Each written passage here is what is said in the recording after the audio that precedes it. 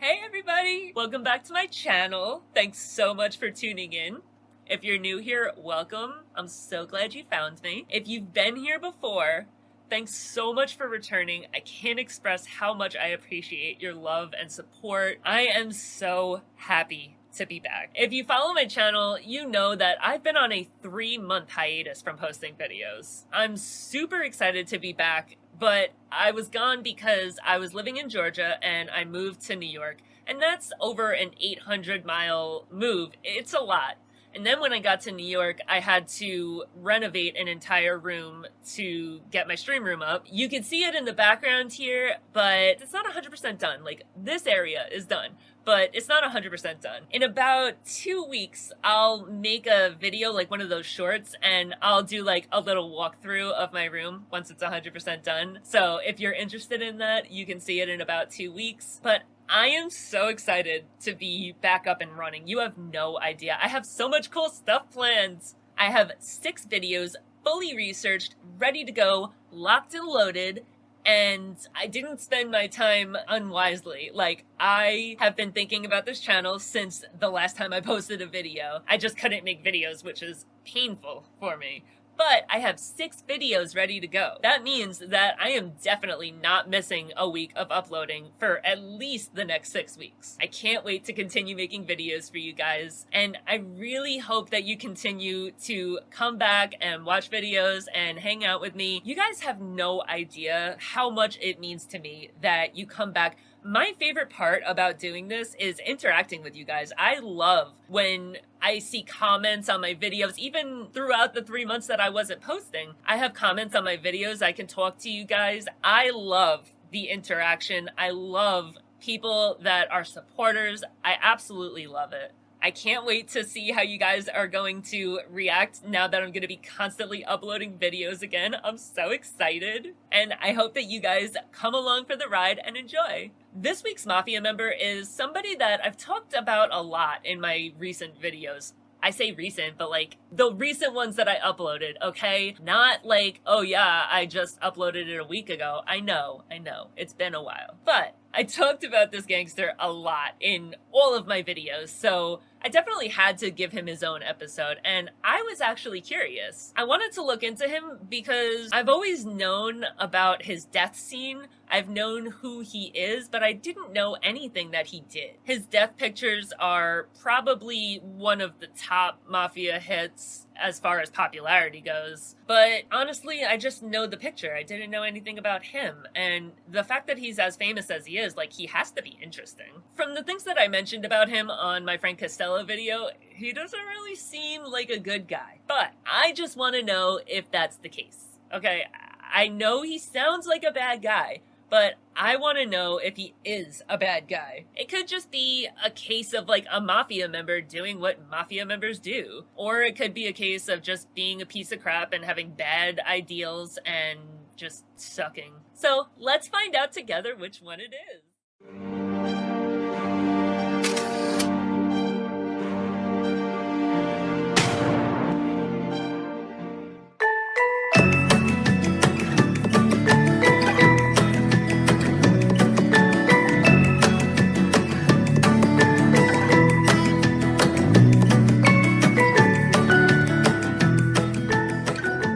Carmine Galante was born February 21st, 1910 in East Harlem, New York.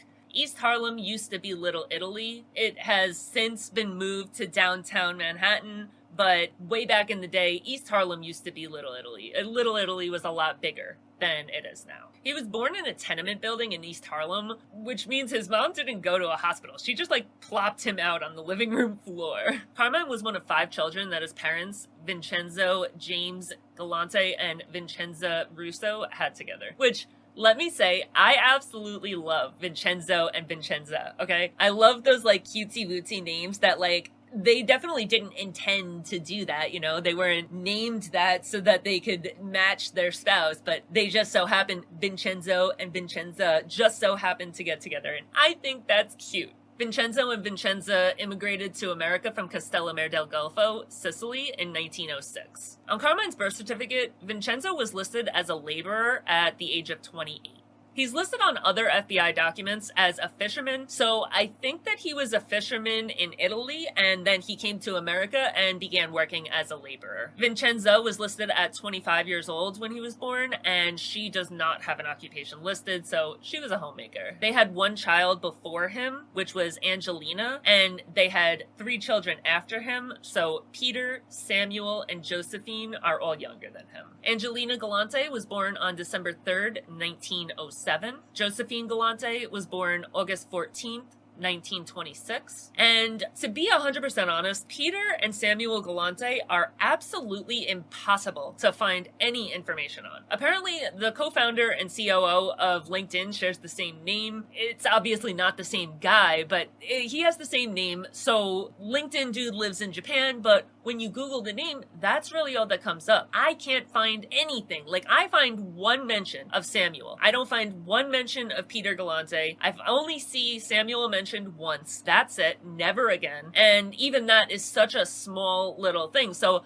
I really don't know anything. There's also a Samuel Galante that is an Audible reader, a photographer, an adjunct professor at Farmingdale State College. So it's a pretty common name, I guess. Samuel Galante, his brother, is mentioned in numerous FBI documents, and we'll go over his involvement a little bit, but as I said, I really don't have much on him. Even so much as finding out what his date of birth is absolutely impossible. Doesn't exist. If anybody read something that I didn't read or saw something that I didn't see, and you know information on these guys, please let me know below, because I searched high and low, I couldn't find it, so if you can find it, let me know. Thank you. Carmine was an absolute nightmare.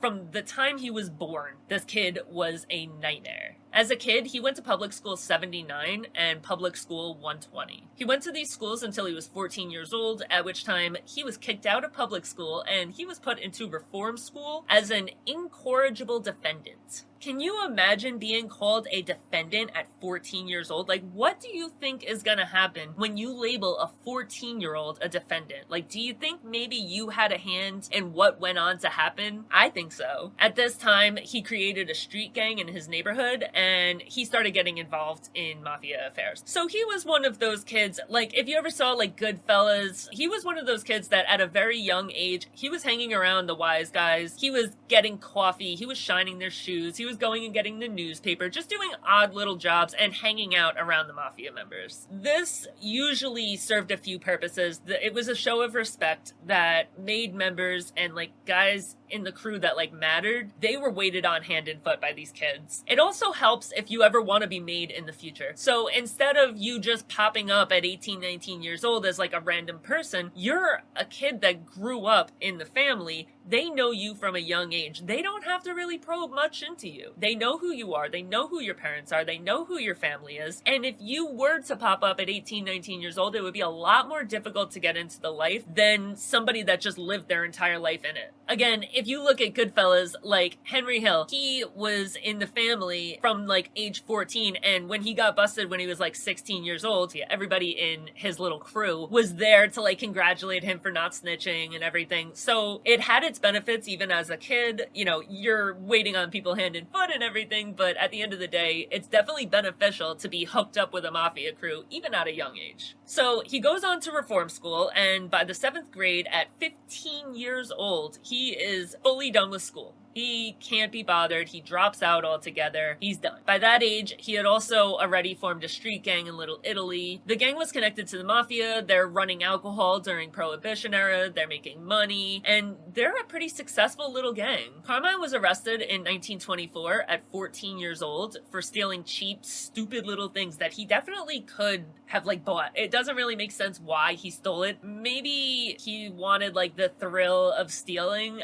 I don't know, because these stupid little things, like, it was so easy for him to afford it. He had a gang. He had money in his pocket. There was no need for him to steal these stupid little things. So because he's a minor, it doesn't go on his permanent record. I don't think to this day you can go and find that on his record, but what it does do is get him kicked out of school. So this is what made him an incorrigible defendant. Galante was arrested and convicted of assault on December 22nd, 1926. He was sentenced to 2.5 years in jail. After this arrest, his parents straight up turned their back on him. They were in over their head. They had no idea what to do, and they pretty much were just like, you know what? We give up. We did everything we could do. We have no idea anymore. Like, we're done. What else can we do? We're not dealing with this anymore. Have a nice life, kid. Stay the fuck out of my life. Which is really sad. At 15 years old, he's out on his own. He doesn't have parents anymore. As you would expect from any kid that is involved in the Mafia at 14 years old and kicked out and disowned by his parents at 15, by the time he hit 20, he's officially in the Mafia. He's working as an enforcer for the Bonanno family. He got out of jail on January 18th, 1930. When he got out of jail, he went to work at O'Brien Fish Company at 105 South Street in New York City as a fish sorter. That's gotta be a really smelly job. I can't see that being, like, enjoyable. He still had this job in 1930 when he was 20 years old, and at that time, he was arrested for robbery on December 24th, 1930, and that's after being on the streets for less than a year. He was indicted, and he was paroled to the Catholic Society on January 18th,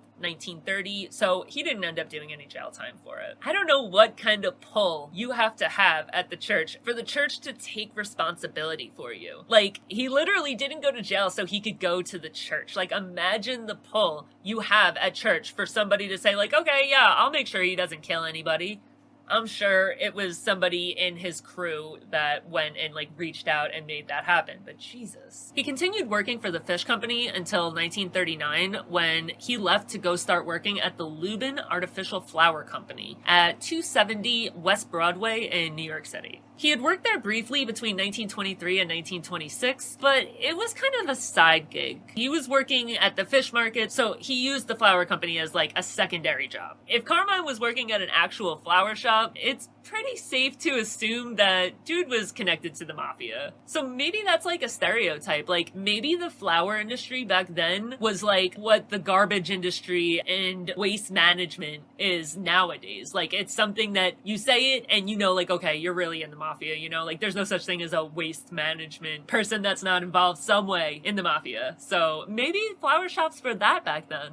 While he was in jail, it was noted that he had contracted and been treated for gonorrhea in 1930, which, ouch. It was also noted that 1921 wasn't the greatest year for Galante's relationship with cars. First, he got into a car accident and he was hospitalized. He was hospitalized at Postgraduate Hospital in New York City. Later that year, he was hospitalized at St. Mark's Hospital with a fractured ankle after being run over by a car. Personally, after that kind of year, I would stay the fuck away from vehicles, but he doesn't. I would. I damn sure would. You would not catch me near a vehicle after that, but he just went about his day. Galante was 5'5", he was around 160 pounds, and every time you see him described, he's described as a short, stout man. One thing Galante came to be known for was his dead-eyed stare. People would say that everyone, including police officers, were creeped the fuck out by his stare. They said that you could tell he was a killer just by looking him in the eye. Ralph Salerno, a former NYPD detective, once said, "Of all the gangsters that I've met personally, and I've met dozens of them in my years, there were only two that, when I looked them straight in the eye, I decided I wouldn't want them to be really personally mad at me. Aniello Della Croce was one, and Carmine Galante was the other. They had bad eyes. I mean, they had the eyes of killers. You could see just how frightening they were, the frigid glare of a killer." It wasn't just the stare that he came to be known for, though. It was definitely what was behind the stare as well. He was an absolute psychopath. There's one story where he walked into a bar, and a girl that was there already had said something innocent that pissed him off. He picked up a plate of boiling hot pasta and threw it in her face. He permanently disfigured this poor girl for the rest of her life because of something stupid that she said. And it wasn't, there's no way it was something like super insulting. It was probably like him hitting on her and her being like, "Yeah, no thanks, dude." And he just permanently disfigures this girl forever. One time, his daughter was dating a dude that wasn't Sicilian. He absolutely did not want his daughter dating anybody that wasn't Sicilian, but that just made the dude more attractive to his daughter. When he sent dudes after the boyfriend and scared the boyfriend away, it worked. But she ended up trying to unalive herself. She took a massive overdose and she ended up being saved, so she didn't die, but the fact that he was willing to go through those lengths and have her end up where she did just shows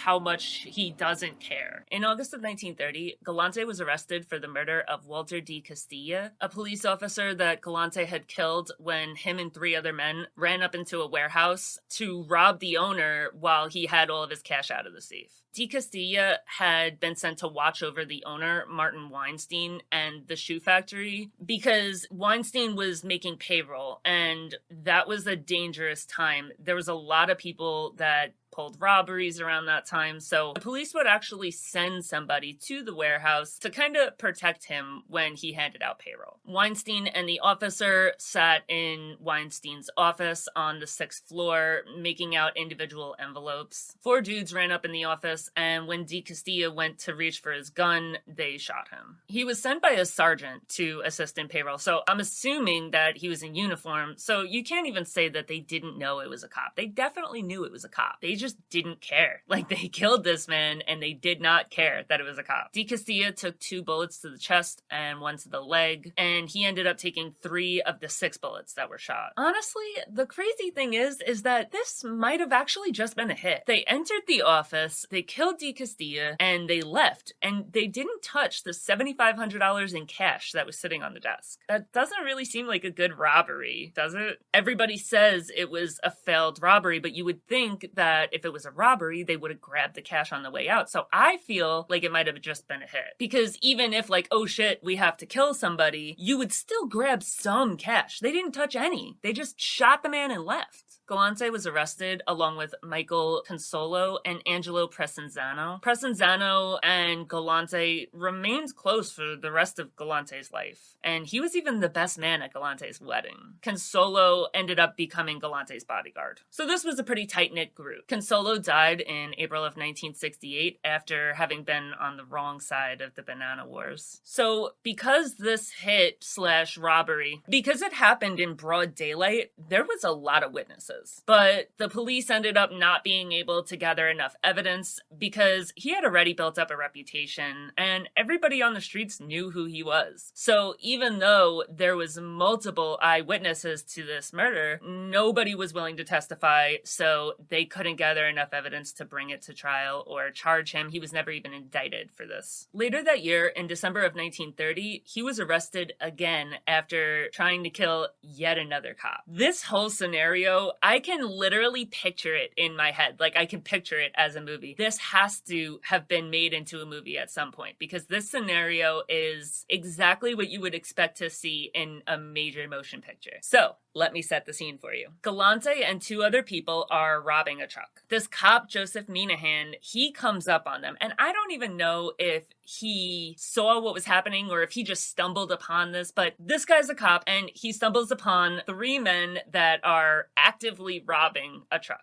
So when the cop comes up on them, they get into a firefight, and Galante empties his entire weapon on this guy. He caught Minahan's coat a bunch of times, and he got him once in the thigh, but he didn't get anywhere significant. A 6-year-old little girl was caught in the gunfire, and she ended up getting shot. But everybody involved in the firefight lived. Now, these 4 guys had gotten there in a car, and when the 3 guys that he was with went to go start the car wouldn't start. I'm telling you, just picture this as a scene. The car doesn't start. So a truck is passing by, and these 3 guys jump on the truck and they get away from the cops. Now, Galante is running. He's trying to catch up with his 3 cohorts, but he can't catch up with them because he ends up tripping and falling on his face. And right there is the part in the movie where everybody sits there and says, like, oh, that's so unrealistic. There's no way he would fall. That doesn't happen. That happened. Galante fell right on his face and he got caught by the cop and he was arrested. This is the crime that led to Galante doing 12 and a half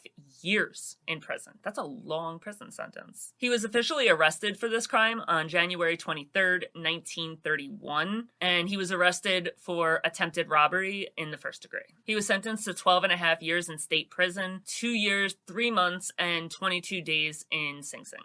While he was in jail for this arrest, a psychiatric examination was carried out on Galante. The examination stated that Carmine was dull emotionally. It pretty much said that he was really, really slow, that he had the mental age of a 14-year-old, and that he had an IQ of 90. That's not on the level of like mental incapability, but it's pretty typical for 5 to 14-year-olds to have an IQ that ranges from 86 to 115. And for adults, it's pretty popular for somebody to have between a 96 and a 105 IQ. So him having a 90 IQ, it's not stupid, he's average. When you're looking at an IQ test, it's worth noting that an IQ of less than 70 indicates that there's probably a developmental learning disability. And an IQ of more than 130 indicates giftedness. So Carmine falls in a box exactly where he should be. So I don't know why they said he was dull emotionally. Maybe because he's not stupid, but he's just like, he doesn't react. Like sociopathic tendencies, you know, he doesn't have emotions. The psychiatric report notes that he was shy and he had absolutely no knowledge of current world events and other things that were like considered to be common knowledge at the time. I'm gonna read off the exact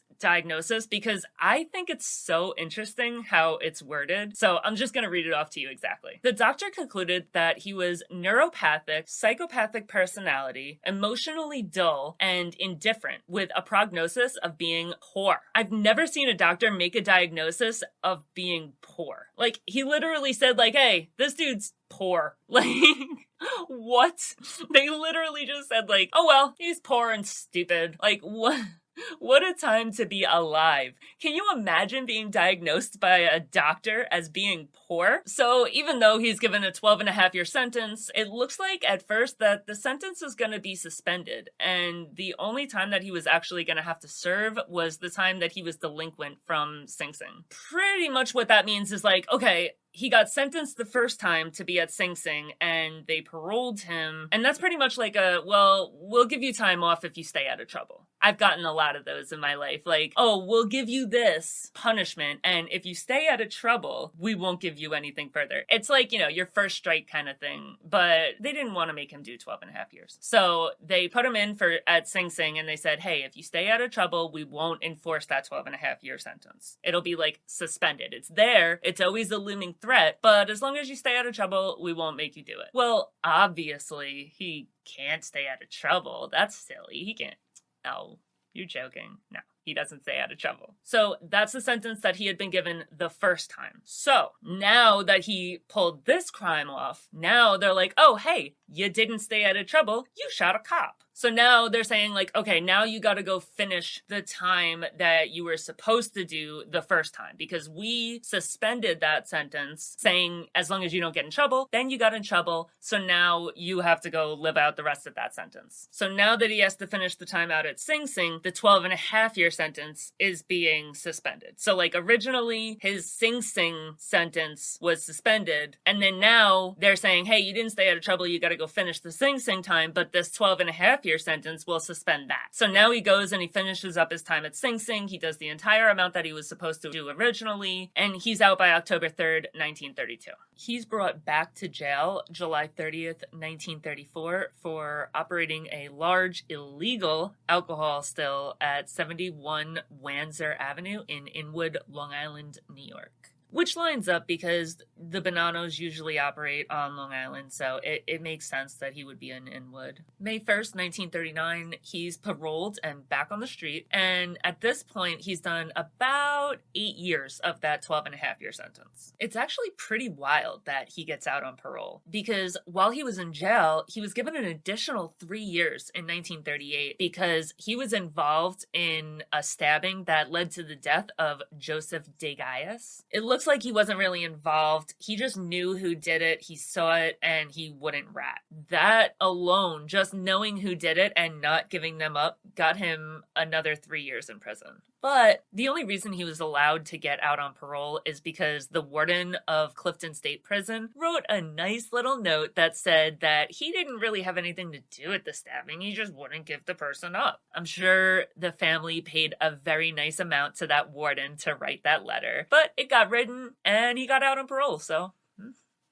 On November 23rd, 1943, he's arrested again and brought to jail as a parole violator. It looks like this parole violation arrest is in connection with Carlo Tresca, but since he hadn't actually been charged, that's where the extra time went. So he's brought to jail again on November 23rd, 1943. Now, he's supposed to do 3 years because he still has 3 years on that suspended sentence. So he's supposed to do 3 years, but he doesn't. He ends up doing a little under a year. The extra time kind of went away because they brought him in as a parole violator in connection to the murder of Carlo Tresca, but they had no evidence at all, so he really didn't even violate parole, and they kind of were just holding him, hoping that they could get something on him to charge him with the murder, but they never were able to do that, so they couldn't hold him for the whole 3 years that he had suspended sentence because he didn't do anything. He was originally ordered to serve a full term of 12 and a half years. He had only done 9, so now he's looking at a little over 3 years. That's where the 3 years comes from. He was sent to Clifton Prison again in Dannemora, New York, and his sentence is supposed to be done by March 20th, 1945. So he really doesn't have that much time, and the grand scheme of things, he's done a lot of time already. He's got less than 2 full years to finish off there. That's nothing after doing the amount of years he's already done. But at the same time, he doesn't want to sit in prison, so when he has the chance to get out, obviously he takes it. Now, at this point, his lawyers hit up the courts because they're like, hey, I'm confused here. It looks like he's not really getting credit for the time that he was on parole. He's supposed to be out of here. We don't even know why he's in jail. Like, you're trying to charge him with the Carlo Tresca murder, but you don't have enough evidence, so you have him sitting in jail for nothing, and you didn't give him credit for the time that he was on parole, and you were supposed to. They start getting into this big debacle on how much time is actually owed, and this sets off something that starts going down with all prisoners in New York, because all of the jails hadn't been giving prisoners credit for the time that they were out on parole, and they're supposed to. So now, not only Galante is being relooked at, but every prisoner in New York is being relooked at based on the amount of time that they had parole. So pretty much anybody that's in on a parole violation, their entire sentence is being relooked at because of Galante. So he does his 1 year, he gets out, yay, now he's gotten credit for all the time he was on parole, and his slate is wiped clean at this point. He has no time that's suspended, they can't take him in on XYZ, he's good to go. On February 3rd, 1941, he's inducted into the International Longshoremen's Association, Local 856. That's another industry that the Mafia has always been very entrenched in, is longshoremen's. Albert Anastasia actually worked on the docks as a longshoreman. It was a way that they monitored the incoming people to make sure that there was no hostile immigrants coming in during World War II. I went over that whole thing in the Lucky Luciano video, so if you're interested in that, definitely go check that out, but I am not going through that again. His brother, Sam Galante, had already been a member of the union, and he sponsored Carmine to come on board. Now, as I said in the beginning, Sam Galante is absolutely unavailable. I can't find any information on him at all. So this is probably the only time that you ever see either one of his brothers come up, is Sam Galante getting him into the Longshoremen's Union. Now, while Galante is out of jail, he develops a new nickname, Lilo. Cigarello is cigar in Italian, and this man literally had a cigar in his mouth 24/7. You never saw him without him having a cigar in his mouth.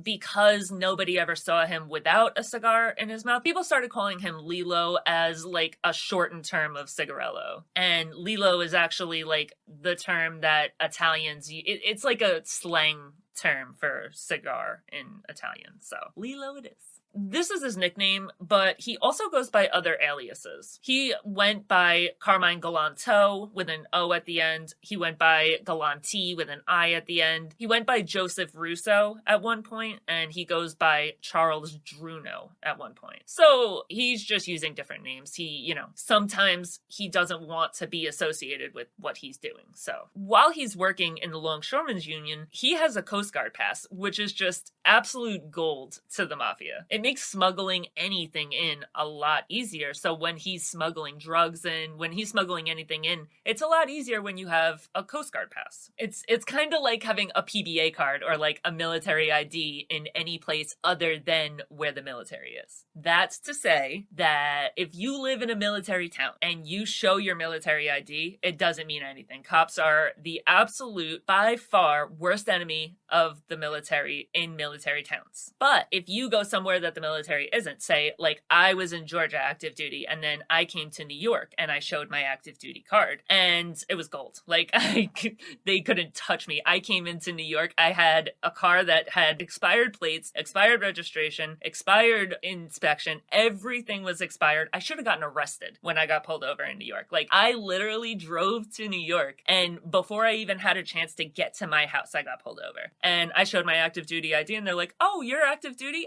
Have a good day. And I'm like, not used to this, because when I'm in Georgia and I'm talking to the cops, they hate military. They get mad if you show your military ID. One time, I'm sorry, I'm gonna stray off of the topic for a second, but one time I got pulled over and I was going like 80 and a 30. It was bad. Like, it was one of those speed trap places. Like, it was a highway, but the speed limit was 30. So I got pulled over. I think I was like arguing, I was doing something. So I got pulled over, and the cop comes up and he's asking me, because I'm in uniform, so he knows I'm in the military. So he's like, why are you going back? Do you have formation? He's trying to bait me, and I'm like, I don't have formation. I just didn't even realize the speed I was going. I'm not going to lie to you and tell you I have to be at formation or something. That's not the case. I just didn't realize what the speed was that I was going. So he goes back to his car and he comes back and he's like, I'm going to let you go and not write you a ticket because you're the first person I've pulled over today that didn't show me their military ID card. And I'm like, well, fuck, like, thank God I'm in uniform, because if I wasn't in uniform, I 100% would have been showing my military ID, but it wouldn't have mattered because everybody that did show their military ID got a ticket. So yeah, trust me, a military ID is gold in a place that the military isn't. You go to New York where the military really doesn't exist, it's a good thing. But in Georgia, bad thing. Don't ever pull out your military ID card in Georgia. So having a Coast Guard pass, that is kind of the same thing as having, you know, a military ID in New York. You get away with anything. It's a PBA card. It's just a get out of jail free card. Now, with this job, a kind of cool thing is that he was kind of like a wandering traveler. Like, he didn't have one set base, which is really cool for somebody that gets in trouble, because your offenses don't stack up. You know, like, if you are at one place and you get in trouble 4 times, they're going to bring up the previous 3 times on that 4th time. But he works at Pier 14, he works at Pier 21 as a stevedore, so he's switching positions, he's doing all kinds of different things, so his offenses aren't stacking up. So this is a really good thing for him. He worked at the Cuba Mail Steamship Company, he worked for New York and Puerto Rican steamship companies, and he's just going all over the place, working wherever he's needed as a longshoreman. So this is the perfect position for him. So in February of 1941, he gets inducted into the Union, and in September of 1941, he starts working as a handyman. So he's a handyman for General Electric Plating Company at 176-180 Grand Street in New York City. A lot of buildings in New York City, they'll have multiple addresses because the building is very large and it has multiple entrances, and each entrance to that building will have its own address. So like 176 to 180, it's all one building, but it has multiple entrances, and each entrance will be its own address. So that's where he's working. So I think that this is like a side gig. I'm not really sure if it's part of his job or if it's like a side gig, the handyman job. This company is owned by Frank Garofalo, a man that I'm gonna talk a lot about later, but one that the NYPD could never officially link to Galante as having a relationship with. They tried, they couldn't.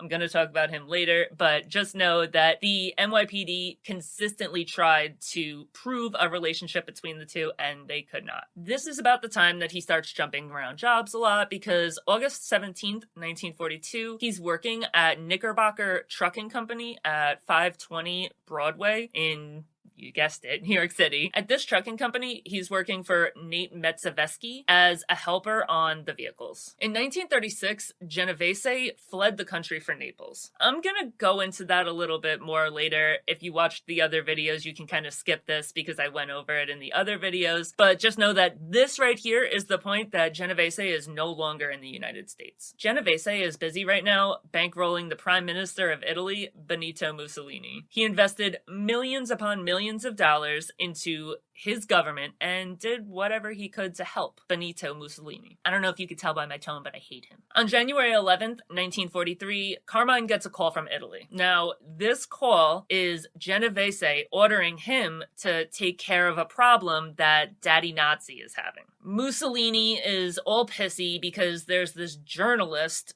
that's an Italian journalist, but he's in America, and his name is Carlo Tresca, and Mussolini does not want Carlo Tresca alive anymore. At this time, both Garofalo and Galante both belong to the Castello Marisi gang, which is the most powerful gang in New York City at the time. By this point, Galante had become Genovese's official hitman. The NYPD had pinned at least 80 murders on him, but he hadn't been indicted on one. Not one, except the attempted murder of the police officer. He was indicted on that. But for the NYPD to say that this man has unalived 80 people, and not one charge against him, like, that's pretty dope. Come on, like, we have to give that to him. That's dope. It's not dope that he killed people. That's not what I'm saying. What I'm saying is nobody caught him. So I think it's dope that he was able to get away. I don't like cops, so I don't know. I'm a bad frame of reference.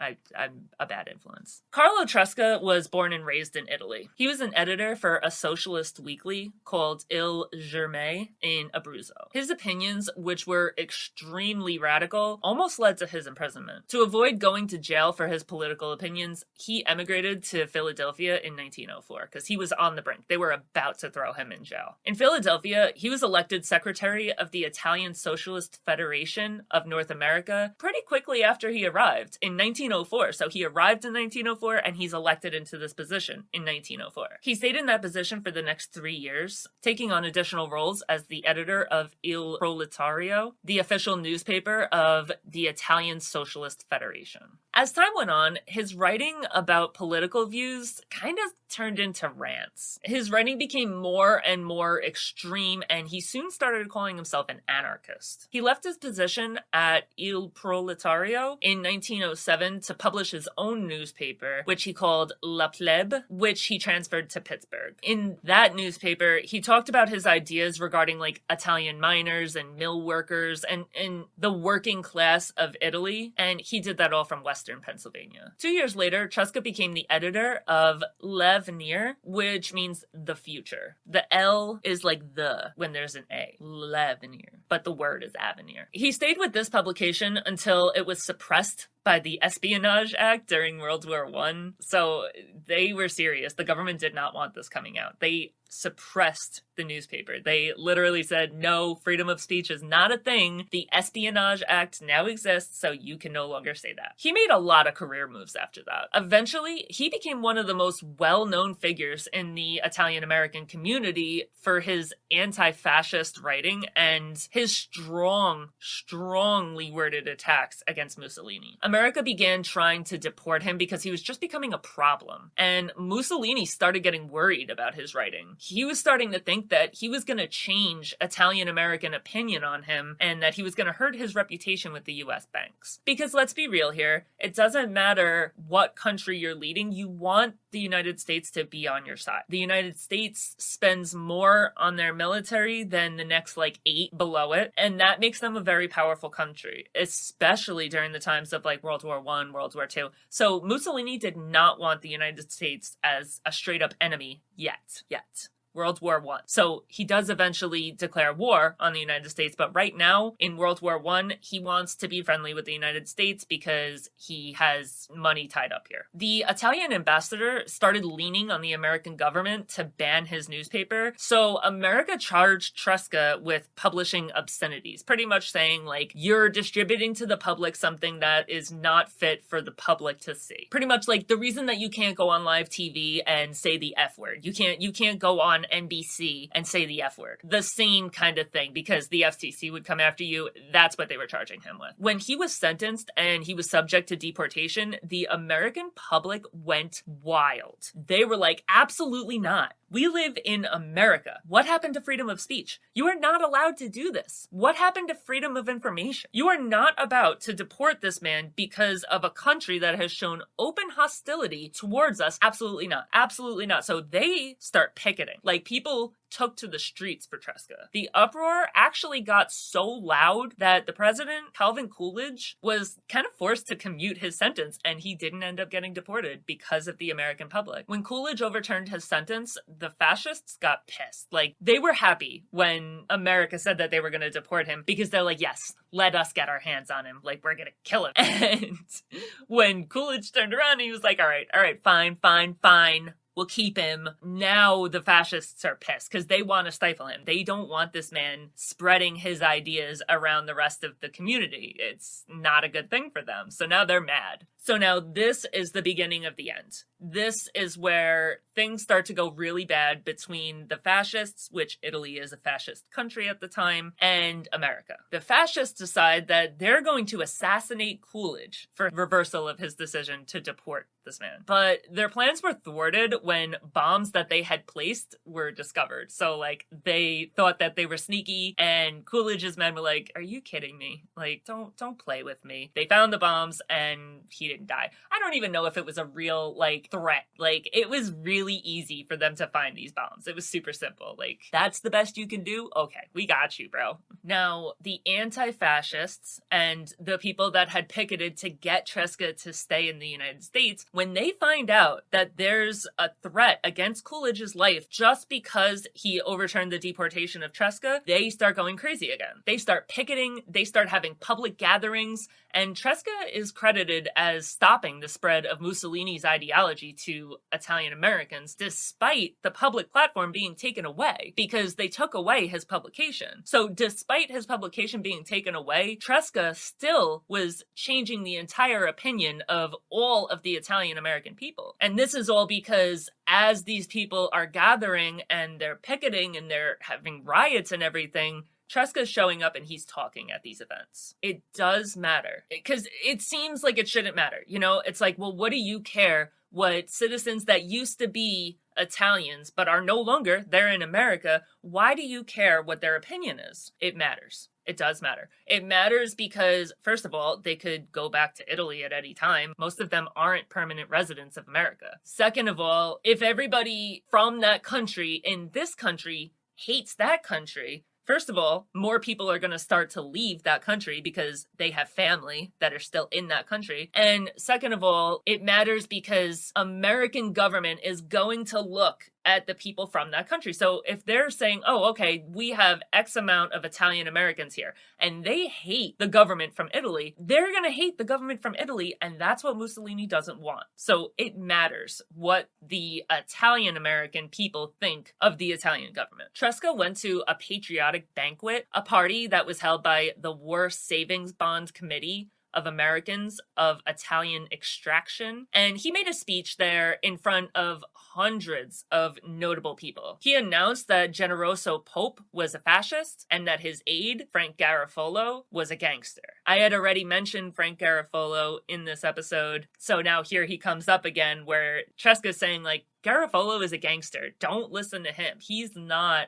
somebody you should be respecting. And this is the first time that Garofalo had ever been publicly called out. Garofalo is involved in the Mafia, but at this time, the American government is completely denying the fact that the Mafia exists. They're still saying, like, what Mafia? It doesn't exist. That's not a thing. Organized crime, that's not a thing. So, Garofalo being called out as a gangster, that's pretty big. That's bad. That's bad news for Garofalo. During this little rant that Tresca's on, he outs Garofalo as having had an affair with an ADA, Dolores Facanti. Generoso Pope was the head of the Italian newspaper Il Martello. He also didn't stop at Italian politics. He starts getting people on board with Soviet communism and Stalinism. He starts getting involved with everything on that side of the world. He starts outing conspiracies, like this woman, Juliet Stewart Ponce. She had attempted to defect from the Communist Party USA, and Tresca comes out and publicly accuses the Soviets of kidnapping her. So she goes missing, and he comes out and he's like, hey, where is this girl? She was just talking shit about you guys. Where is she? It's like a Jeffrey Epstein kind of thing. Like, the public knows that they did it, but they can't admit that they did it. Long story short, Tresca becomes a real headache for any politician that's trying trying to spread hateful ideology through the country that they're from and through America. On January 11th, 1943, Tresca was shot in the back of the head by a man that had run up on him as he exited his office on Fifth Avenue. The shooter was described as a short, squat gunman in a brown coat. The shooter that they're describing is Carmine Galante. Genovese had a conversation with Mussolini that went something like this. Mussolini was like, man, that Tresca dude is really getting on my nerves. I swear, I can't spread any of my propaganda and false ideology all over the United States while he's there. I don't know what to do. This dude is swerving all of my attempts. So Genovese is like, hey, listen, dude, chill, just chill. I've got some shooters in America. Let me make a call. Chill out. I got this. So Genovese calls up Galante and he's like, hey, Daddy Warbucks Mussolini needs a favor and I am going to make that happen. So I'm going to need you to kill that dude Tresca. He's a reporter and he's hurting my little boyfriend's feelings, so make it go away. So now this is where I'm at a toss-up. I can't decide if Galante sucks for this or not. We all know that in the Mafia, if you get a call to kill your best friend, your brother, it doesn't matter who it is, you don't have a choice. You can fight for that person's life, but if it's ultimately decided that that person has to die, you have to do it. You either do it or you die. So did he do this out of obligation? Did he do this to preserve his own life in a matter of this man pissed off Genovese and I would rather he die than I die? Did he do it that way, or was he like, oh yeah, let's go stifle liberals, like let's go make sure that the fascist party can soldier on? I don't know. And at the end of the day, Genovese, even if he's in Italy, he's a mafia don. He's very powerful. He has a whole lot of power. He is somebody that anybody is going to jump at the chance to impress this dude and do work for him. So yes, Galante did kill Tresca, but I can't decide if he's wrong for it or not. I can't. Let me know what you think, because I can't make my mind up. So Galante is pretty high up in the Bonanno family. He's only 34 years old, and he's Joe Bonanno's protege. He's heading the Castello Marisi gang, or La Marisi, as they're known on the street. He's providing driving and guarding services for Bonanno himself. That's a serious job. That's someone that the high ups, because Bonanno is the boss of the family. So him being in that position at only 34 years old, it's a big deal. So I'm sure that at this point, his skills for killing are like well honed. And they're also well known. Everybody knows about it. Everybody knows who Carmine Galante is. It makes sense that he would be the one to get the call from Genovese. As much as I hate the fact that an American journalist was killed on behalf of Mussolini, I don't think I can put the blame on Carmine for this. I don't think I can. I just hate Genovese so much more for it. Now, Carmine slips up here. He stupidly admits that he killed Tresca to his prison bunkmate, Emilio Funicello, who immediately presents this to the DA in hopes of getting some time off his sentence. They also know that he did it because on the day that it happened, January 11th, 1943, Galante had gone to report to his parole office. Now, when he left the parole office, an officer decided to follow him. An officer trailed him until he got into a Ford sedan, license plate number LC9272. And he gets in this car and he drives off. 1 hour later, that exact car was used in the murder of Tresca. This happened within an hour of Galante leaving the parole office in that car. So he didn't even cover his tracks very well. Like, he's really not the brightest freaking crayon in the box. He's tough, but he's not smart. They're on foot, so they don't follow him after he gets in the car, even though they were trying to surveil him because they were convinced that he was breaking the provisions of his parole. So they want to follow him, but they can't. They wrote down the license plate of the car, and that was that. They don't have a way to follow him. If they had gotten in the car, they would have witnessed the murder of Tresca, and there wouldn't have been any question as to whether he did it or not. They would have watched him do it. But at this time, the war is going on, and they're grounded because they have a patrol rationing restriction, so they can't just take their car anywhere that they want to go. So they're grounded, and, he got in a vehicle and they couldn't follow him. There's no way he knew that. He had no idea. I mean, I'm sure he knew that he didn't have a tail, but there's no way he could have known that they weren't able to follow him. There's no way. One of the officers that followed him was Officer Burson.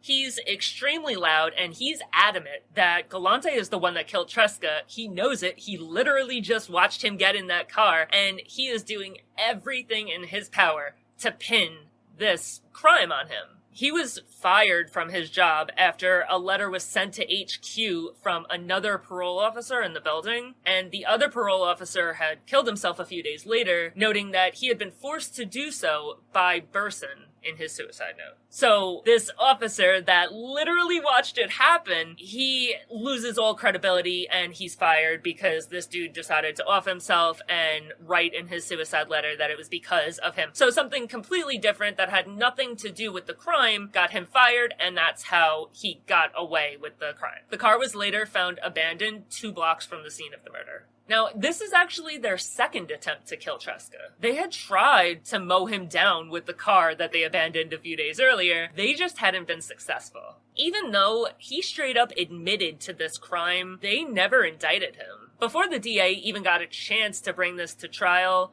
the Court of Appeals told the DA's office not to even bother. Funicello was not a legitimate witness, and that was the only evidence they had that he confessed to Funicello. Let me give you guys a little nugget that I hope you will take with you forever. For the rest of your lives, take this little nugget that I'm about to give you. In prison, there is no such thing as a friend. Any fellow inmate, no matter how close you think that you are to them, they will flip on you to get time taken off of their own sentence. And they will do it at the drop of a hat. That could be your best friend in the whole world, and I promise you, their freedom means more to them than your friendship does. They are going to flip on you. They're in prison. They hate being in prison. You hate being in prison. Everybody hates being in prison, and they are going to do whatever they can to get out of prison. Cooperating with authorities usually brings prison sentences down, and if this guy was any sort of reliable witness, it would have brought him down. He confessed to it. But because he wasn't a legitimate witness, it didn't end up going anywhere, and he didn't get any time taken off of his sentence. But my point is, do not blab to prison bunkies. Do not make friends, do not blab, do not confess, do not tell war stories, do not brag, shut your mouth if you're in jail. People around you will rat, period. End of advice, take that with you. If you ever go to jail, shut your mouth. There's never been a question of whether it was Galante or not. Everybody knows that it was Galante that killed Tresca. But the real question has always been, who hired him to do it? Newspapers at the time believed that it was Generoso Pope, who Tresca had spent his entire life insulting. And he had spent forever calling him a fascist, and just every mean thing you could say, he called Pope that name. Before he was killed, Pope's mistress had approached Tresca and been like, hey, stop fucking with this dude. This guy is not playing, and he's pissed. Like, this is not a man you want to fuck with. Now that the war had started, these rants that he had been going on with for years and years, they're a lot more serious. In wartime, anything that's said is a lot more serious than something that's said when you're not at war. So that could be why he finally made the move to do something about it. Tresca obviously didn't listen, and at that political banquet, he came out and he really embarrassed Pope. So it's possible it was Pope that hired him to kill him. You know what? In my Frank Costello video, I was really upset that Tresca had been killed. I was really sad. I was absolutely appalled that Genovese had done it on behalf of Mussolini. And let me tell you something, if that is why he died, I still feel the same. But the more and more that I dig into Tresca, the less and less bad that I feel that he was killed. Like, I don't ever want to see anybody get murdered, obviously, but they literally can't decide between, 10 people who they think killed him. Like, if you have 10 legitimate people that could kill you, maybe you're doing something wrong. And he was warned. Somebody literally came to this man and said, hey, this guy is not playing anymore. Stop your shit or you're gonna get killed. And then he went to this political banquet and he started talking shit. He made enemies of extremely, extremely dangerous dudes. And all of these guys that he knows he's making an enemy of have a reputation for killing everybody that goes up against them. I also found out that Tresca was an FBI informant and he had just met up with a case agent that day. This is one of those situations where if you're watching Boardwalk Empire and this dude is around, you're rooting for him to catch a bullet. Like, screw this dude, you know? As I said, I don't ever want to see anybody get killed. However, first of all, rat. That's a problem for me. As soon as you become a rat, I have a problem with that. I've discussed in great detail how I feel about people who turn government witness. I won't go further into it now. He's an FBI informant. That's a problem. That's a problem for me. And that automatically makes him a non-sympathetic character. He went up against people that he knew could kill him. Like, what did you expect, dude? You got killed. What did you think was gonna happen? Like, you can't feel bad for somebody that literally asked to die. I don't know, man. It pisses me off. Alright. Anyway, Ernest the Hawk Rapolo, who I discussed a lot in the Costello video, he testified a lot, obviously. And he testified that Gus Frasca and George Smura had told him that they were the other two people in the car that day, in the day that Tresca was killed. He testified that these two men had been part of the team that killed him and that they had been well compensated for the job. But years later, he walks that claim back. He says, no, they never actually said anything to me. The only thing he knows is that there was a rumor that Genovese was the one that killed Tresca and that Galante was the one that carried it out. So now he went from, oh, these two men personally looked me in the eye and told me that they did this, to years later like, oh, no, I just heard a rumor. I don't know I never said that, okay? I just heard a rumor. That's all I know. So completely changes the tune of what he said and just can't be relied upon. It's claimed.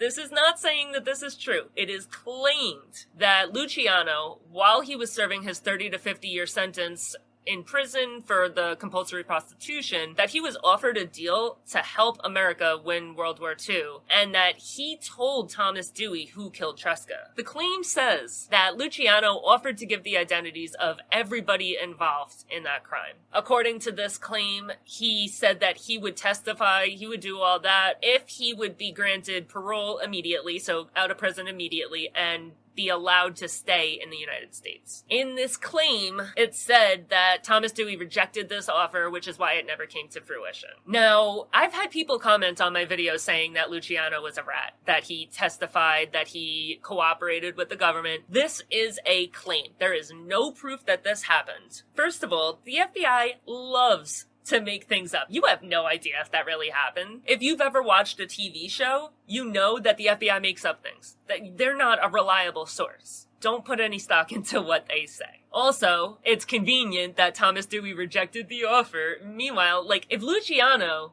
could place Galante there, and they could put Galante in jail forever, don't you think that's something that Thomas Dewey would be interested in hearing about? It doesn't really make any sense that Dewey was like, no thanks. And then meanwhile, they never actually got anybody, for the killing of this very public figure. It doesn't make sense. So everybody that says like, oh yeah, well, Luciano testified, or Luciano was a rat, he was gonna testify, but no, don't, you know nothing.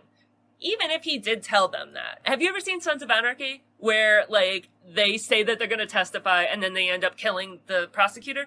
You have no idea of something like that. Like, a claim is not something that's substantiated. So don't put any merit into what the FBI said. Don't listen to claims that say that somebody was a rat. That's not fair to completely tarnish somebody's identity and legacy, especially somebody that helped create the Mafia. And I know I'm a hypocrite because I do that with Genovese. I fully believe that Genovese is a rat. That's never been proven. And I say very clearly, it's never been proven. Nobody's ever even so much as claimed it. I claim it because I believe it. You can believe that it may have happened, but don't go around like, oh yeah, he was a rat. Like, I say, when I talk about Genovese, I say, like, I believe he was a rat. I don't say, like, oh, he was a rat, and act like that's substantiated information. So, to the person that commented on my video and said, oh, Luciano's a rat, he cooperated with the government, like, no, it's not the same thing. Don't do that. Carmine got married to Elena. She's also referred to on multiple occasions as Helen. I'm not sure why. Maybe that's a middle name. Ninea Maruli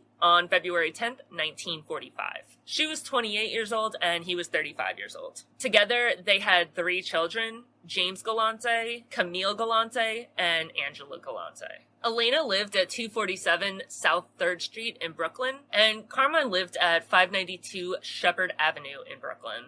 Carmine's occupation listed on his marriage certificate is a longshoreman, so he's still working for the union at this time, and Elena's occupation is listed as radio. I'm assuming that means that she probably works at a radio station, dialing that kind of stuff. Probably like sorting records. I don't know if you ever saw that 70s show, but like what Donna does at the radio station, I imagine that being what she did. Because at that time, women didn't really, have meaningful jobs. You don't really hear very much about women at that time being on the radio, spreading their opinion, blah, blah, blah. So I'm thinking she was like a radio sorter secretary kind of thing. She also worked at some point at Cambridge grocery store. So she always had work. She always made sure to stay employed. While he and Elena did have a wonderful relationship, Carmine also has a whole second life at this time. And Elena has no idea. Carmine has a whole ass second wife. I'm not talking girlfriend. I'm not talking Gumar. Carmine has a second wife. He had a whole ass home that he built with this woman.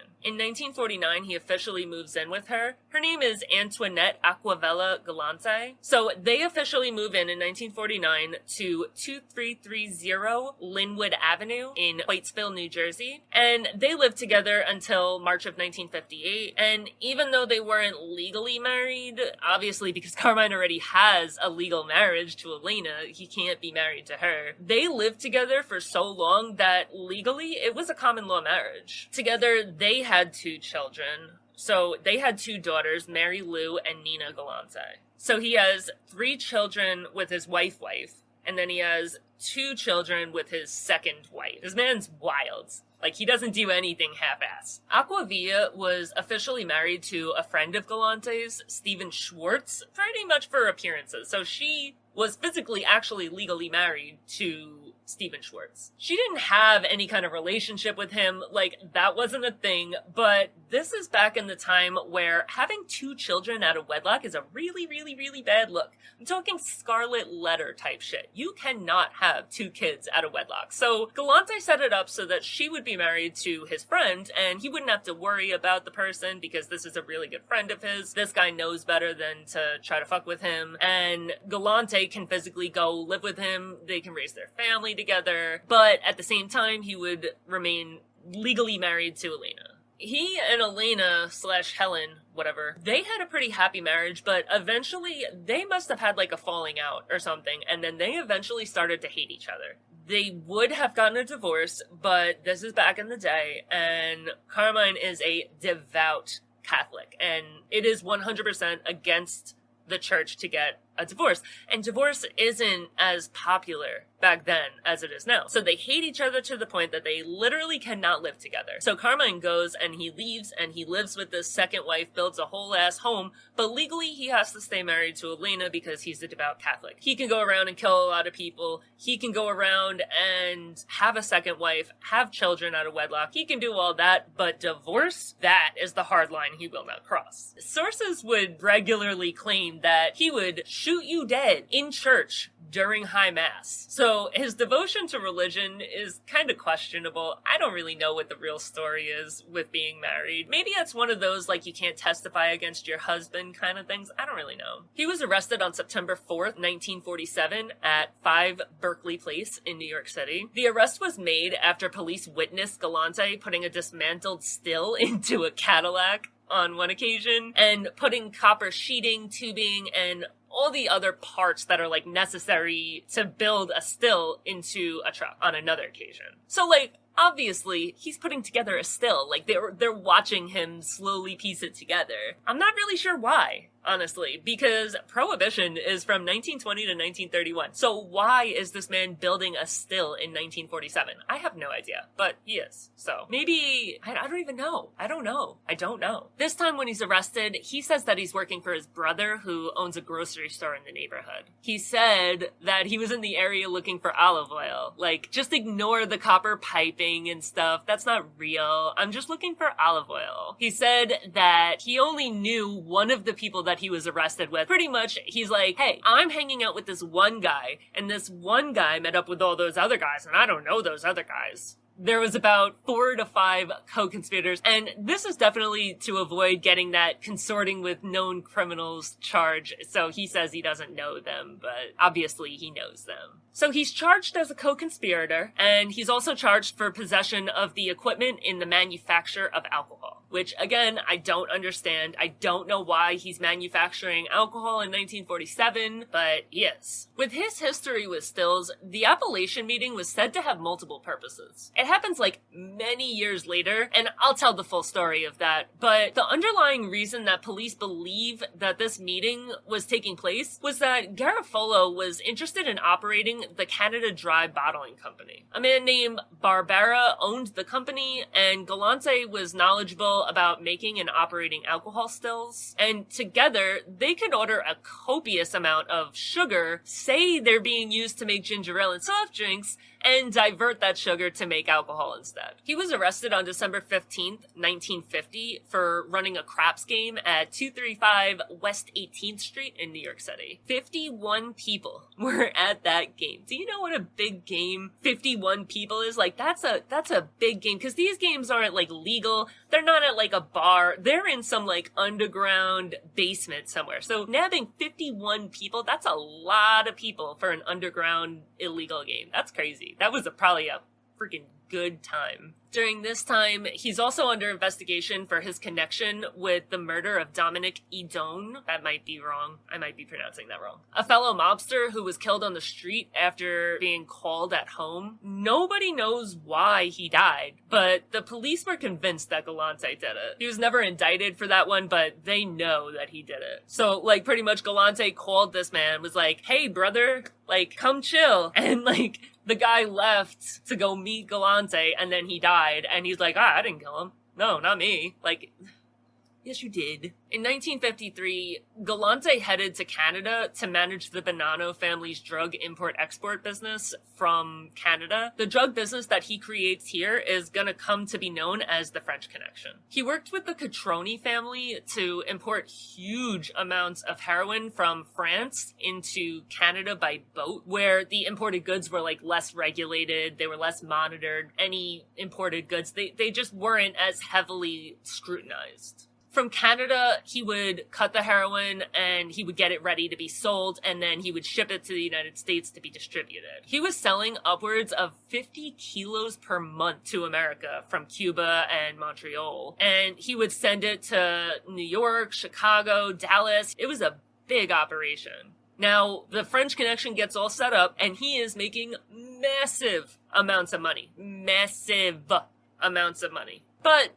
even though he's making that amount of money, it is not enough, and he starts making huge profits from gambling. The government estimates that during the time that the French Connection was up and running, he brought in about $50 million a year in gambling income. He also opened a restaurant called Bonfire Restaurant at 546 Delane Boulevard in Montreal. This is probably a way that he's trying to wash some of the money so that he could legitimize some of the billions of dollars that he's bringing in. And for all the things that you can say about Galante, he is a hard worker. He is Mafia through and through. He worked hard to set up Montreal as a main hub for distribution of heroin from Cuba, Sicily, Marseille, and all of it's going into America. He had all of these connections. He put it all together. He literally created a pipeline on his own. It paid off financially because he was walking away with 10% of all the rackets that were going on in the city of Montreal. The position in Canada didn't really last long. In April of 1956, the Canadian government deported him back to the US after he ordered multiple murders of carriers for stupid things. So like, a carrier would be like slow with the delivery, other things that did not warrant murder, and he would kill them. And Canada was like, yeah, no, we're not playing that game. Get out now. Like, they were not playing. They wanted him out, and he was out fast. They tried to charge him with the murders, but they failed. And when they failed, they were just like, all right, get the fuck out of my country. Never allowed back in Canada again. It's actually really interesting because if you look at the hundreds and hundreds of pages of FBI documents written about Galante, not once will you see him referred to as a member of the Mafia. A member of a gang? Yes. A hoodlum? Yes. But not one time does it say that he's in the Mafia. Not one time is the Mafia even acknowledged. And that's because at this point, J. Edgar Hoover is running the CIA, and he is adamantly refusing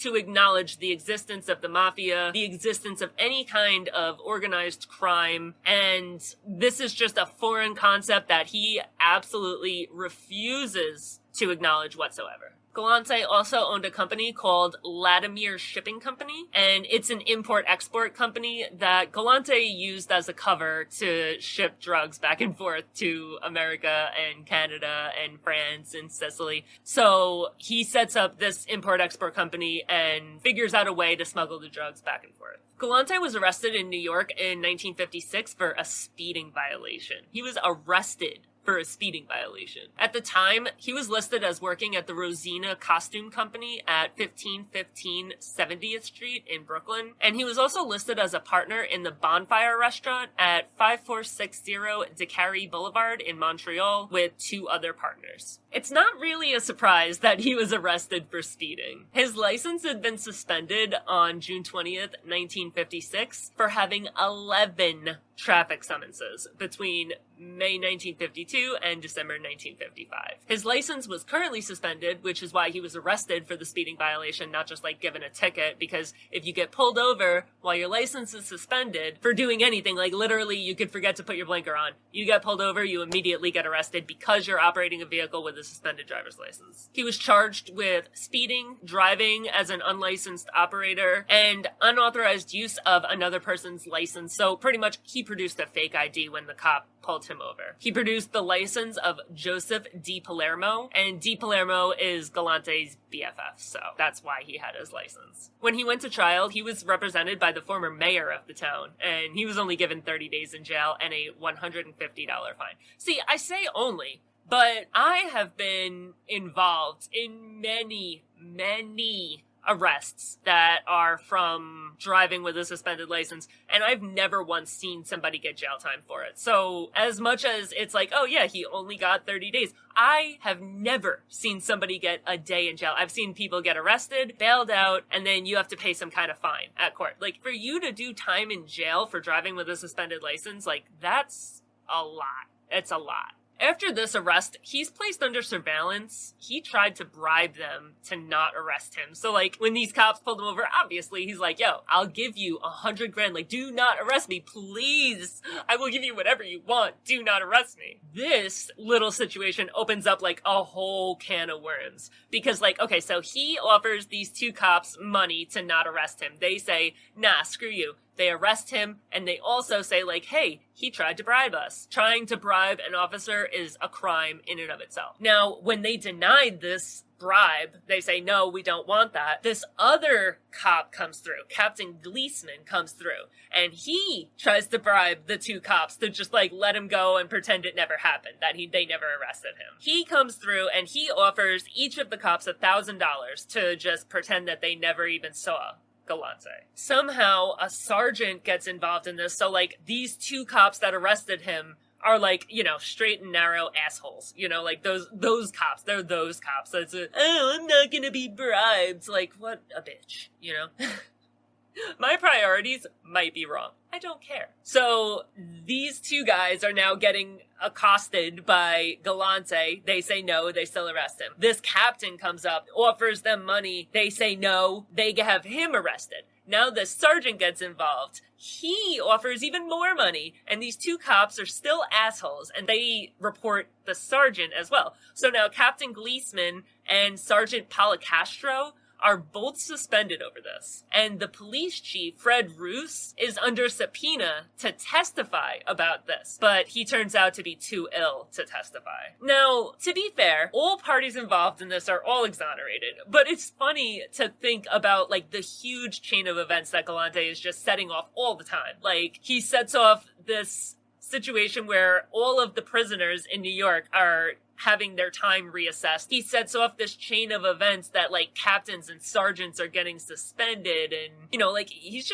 a whole mess for everybody around him. At the end of the day, all of the blame kind of fell on Ernest Matarelli, who is the police chief at the time, and they come after Matarelli because, like, they're reporting this in the newspaper. This whole saga is going on and the public can see. So they can't just like exonerate these two guys. Like somebody obviously offered to bribe these guys. So it all falls on the police chief, Ernest Martinelli. And he is the police commissioner for Western New York. So this is a big guy. And he is also later exonerated. And I think that they just waited for the heat to die down in the newspapers and then exonerated him. They just needed a scapegoat to tell the public, like, oh yeah, we're handling this. We're not just gonna let this criminal try to buy his way out of jail, pretty much. And then they exonerated the police chief. Nobody ended up going to jail or losing their job or even being like formally reprimanded.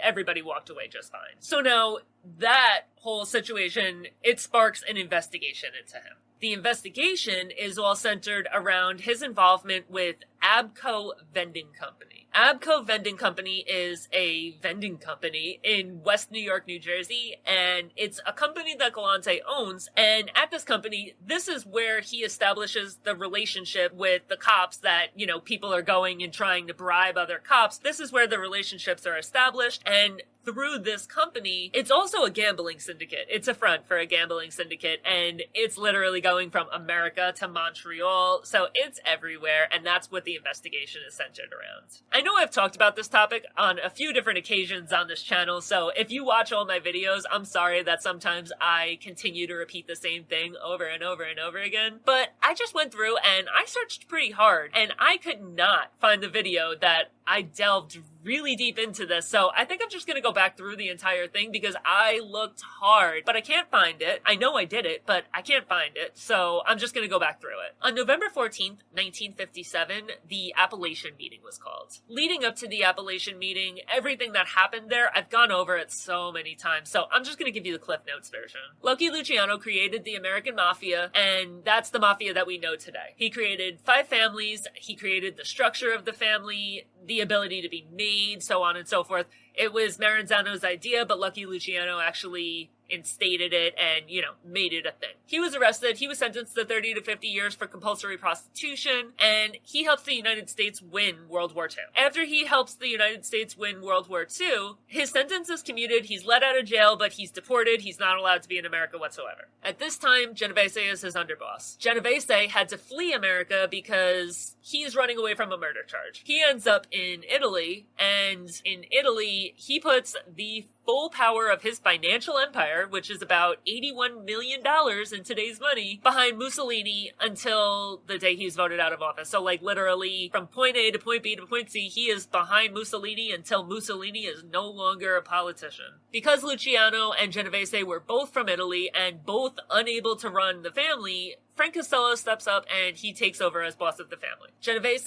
is caught in Italy after running an illegal food running scheme, and the scheme is that, like, they bring food to American soldiers, but they're also robbing the army blind. So after he gets caught in Italy, he's extradited back to America to stand trial for this murder that he's running away from, and it's a murder of a mafioso that he had killed because this mafioso expected payment because he was the middleman for this wealthy gambler. So this guy had sent this wealthy gambler to Genovese. Genovese robbed him blind of like 150 grand, and this guy wanted payment, and instead of paying him, they just killed him. So Genovese is back in America, and he kills the witnesses, and he walks off scot-free. So now Genovese walks off scot-free, he gets a not guilty verdict, and he's able to stay in America. He's back, and now he wants control of the family, but Costello had held the position for the entire time that he was gone, and he wasn't handing leadership back over to him.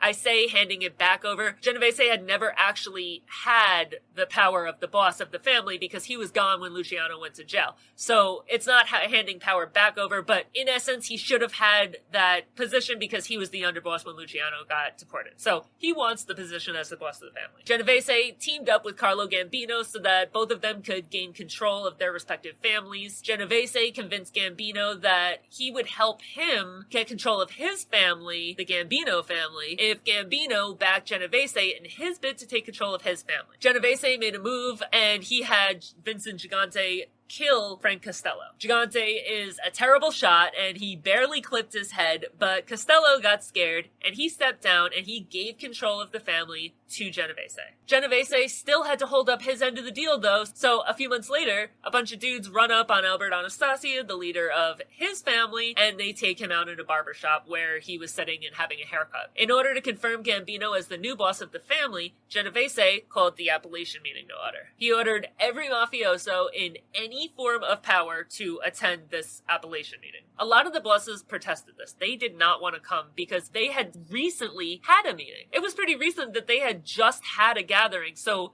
doing that so close together, it's dangerous. It's a bad move. They know it, but they get called to do it. They have to do it, so they all show up. The meeting was held at the home of Joseph Joe the Barber Barbera at 625 McFall Road in Appalachia, New York. Barbera is the one that owns the Canada Bottling Company, and when I said before that there was like an underlying issue of the Appalachian meeting of the Canada Dry Bottling Company, that's Barbera. Do you want to know an interesting little tidbit about this? So I want to tell you, so you're going to hear it. The interesting thing is that, so I've said on this channel so many times that the Mafia created America. The Mafia created America. They did.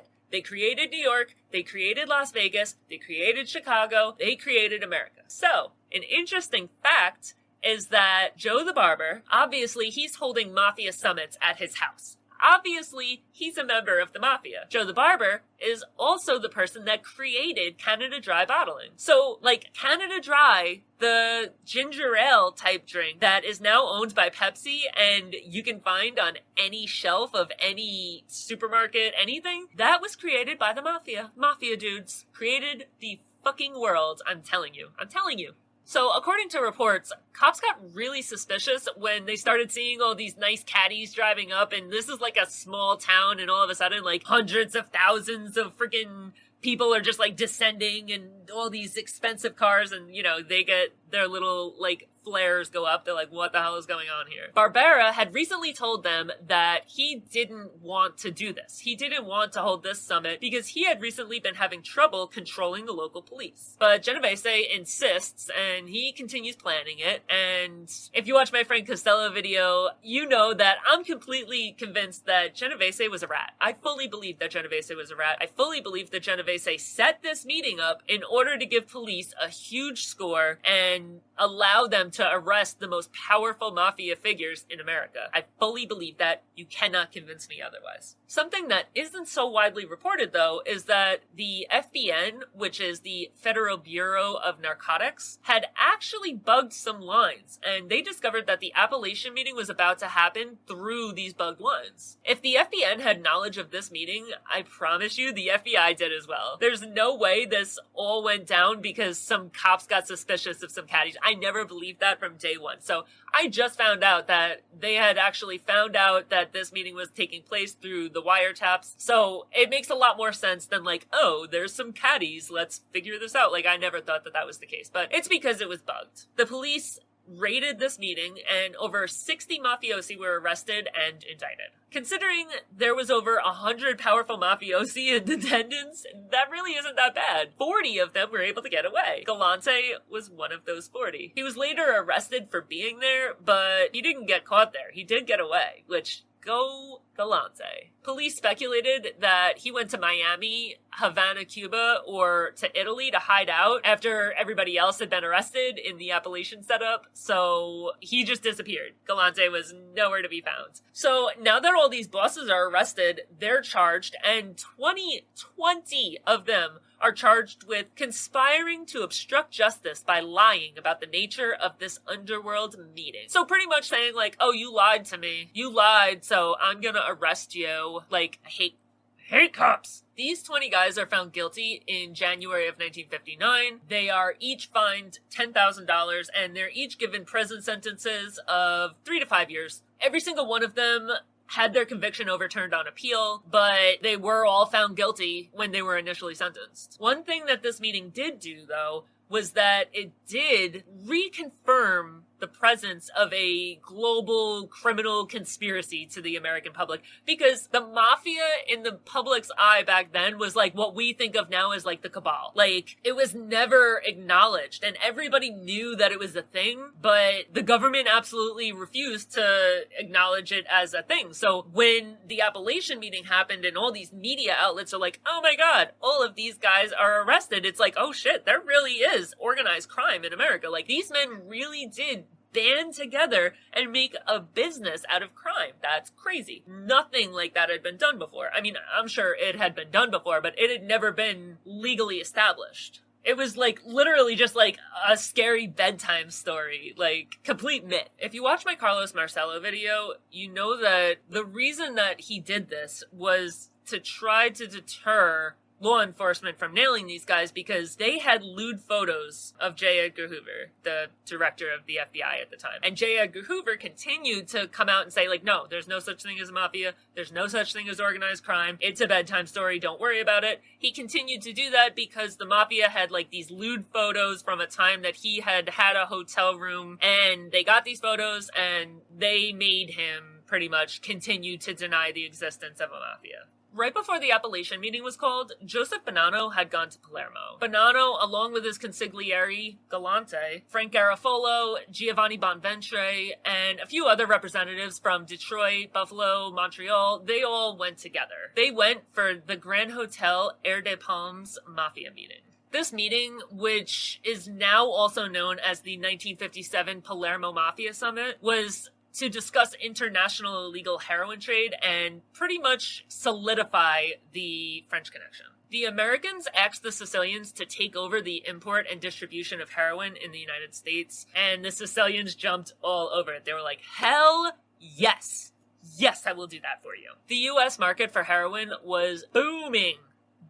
There was millions and millions and millions of dollars to be made, and the Sicilian mafiosi were no freaking joke. These boys were born and bred for mafia activities. I'm talking like, you know those videos, like those really sad videos you see of like these little 10-year-old kids on the back of trucks with like these big machine guns, and they're being trained to be in the military from like a young age? Yeah, that's these guys. They're trained. These Zips, these Italian mafia guys, they're born and bred to be in the mafia. They are serious. They know all the rules. They know how to follow them. They do not play. The American mafia has always had a record of like importing Sicilian mafiosi to be foot soldiers in the organization, especially once the American landscape started to change and everybody started to flip. They started bringing over the Sicilians because Sicilians don't flip. That was a huge problem, is that Americans, even if they get them at a young age, let's say, 14, 15 years old, look at Henry Hill, you look at Goodfellas. They got him at 14 years old. He still flipped.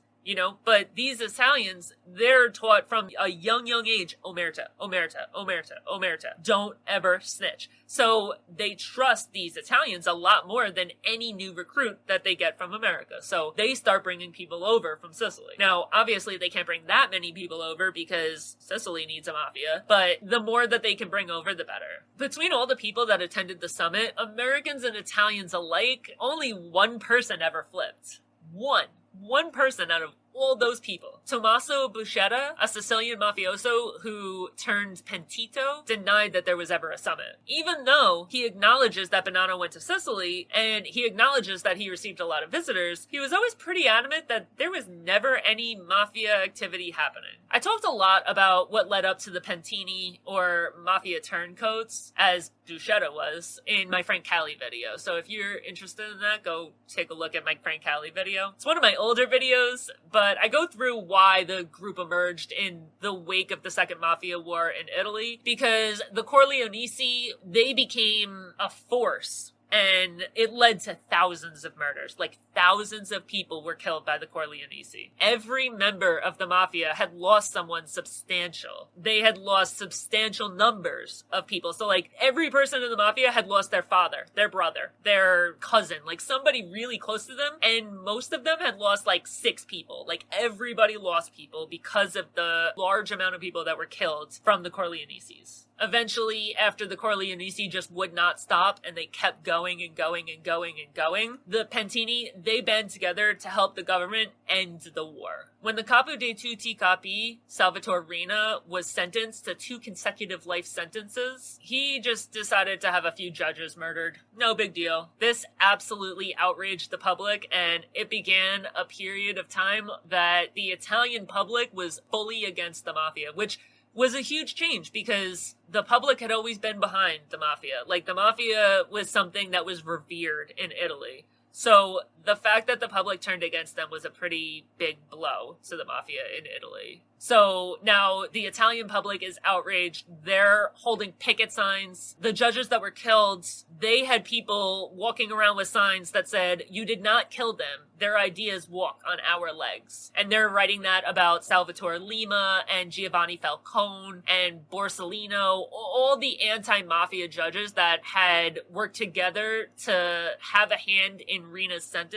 People went crazy that those people died. Now, back in America, now people are being arrested. So now the Mafia summit in Italy ended because of the Appalachian meeting. The Appalachian meeting was called, so they ended the meeting that they were currently having in Italy, and they came back to America to participate in the Appalachian meeting. So now, all the people that were at both, like Bonanno, Galante, all of them, everybody that was in Italy and then came back to America, they're arrested for the Appalachian meeting, and then they're not only charged with the Appalachian meeting, but they're also charged with everything that went on in Italy. They're charged with criminal conspiracy and narcotics trafficking and currency rackets, and they're saying it all started at this summit in Italy, and they're just taking down everybody. Joseph Bonanno, John Bonventre, Santos Sorge, Stefano and Gaspar Magaddino, John Perzola, Raphael Quasarano, Frank Coppola, Joe Adonis, Carmine Galante, everybody is getting arrested for this. Now, Joe Adonis and Lucky Luciano,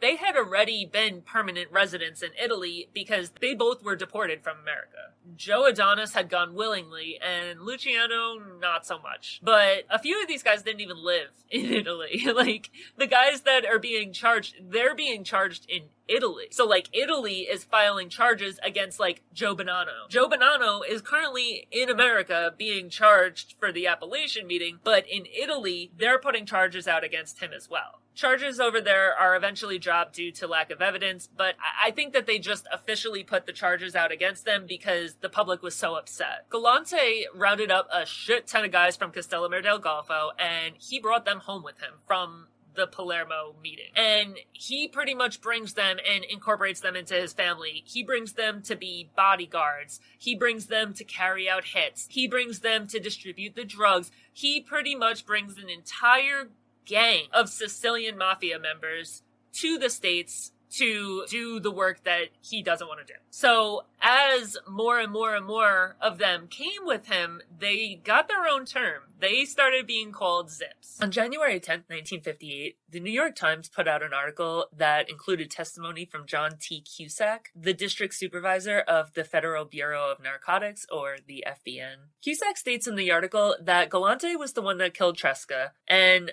now he's waging a campaign to control narcotics, gambling, and all criminal rackets in Brooklyn. According to the article, Frank Garofalo was the one that ordered the killing of Tresca, and Galante was the one that carried it out. Garofalo was the underboss of the Bonanno family at the time, and Tresca had pissed him off at that banquet. We really don't know who ordered Galante to kill Tresca. We really will never know for sure. It could have been Genovese, it could have been Garofalo, it could have been a Mexican communist and OGPU triggerman who was an enemy of Tresca's as well.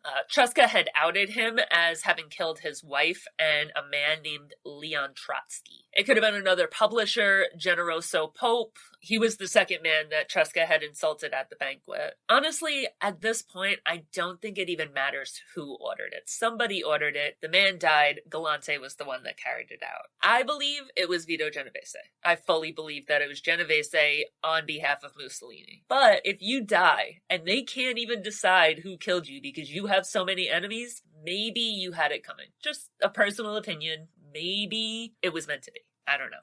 I don't know. Fuck do I know. Cusack did everything he could to get the word out there about Galante. So he's going public. He can't indict him on anything. Like, there's nothing he can indict him on. Galante is very careful to not get caught. So there's nothing he can do as far as like putting him in jail. So he decides he's going to go after him in the public, and he's going to turn the American public against him. And that is one of the most dangerous things you can do, because that's the difference between people rioting and picketing on your behalf or rioting and picketing because you're not in jail. That's a big difference. And if you think that the American public rioting, picketing, having problems with things, if you don't think that that means something, that that matters, you're crazy. Because when the public unites about something, especially in the US, it matters. Cusack went on and did another article that same day with the Herald Tribune. And in that article, he says that Frank Garofalo is a personal friend of Joe Perfacci. And everybody knows that Joe Perfacci is in the Mafia by this point. And he also says that Garofalo is the one that ordered the hit on Tresca, and also states that he was involved in the murder of Willie Moretti and Abraham Davidian.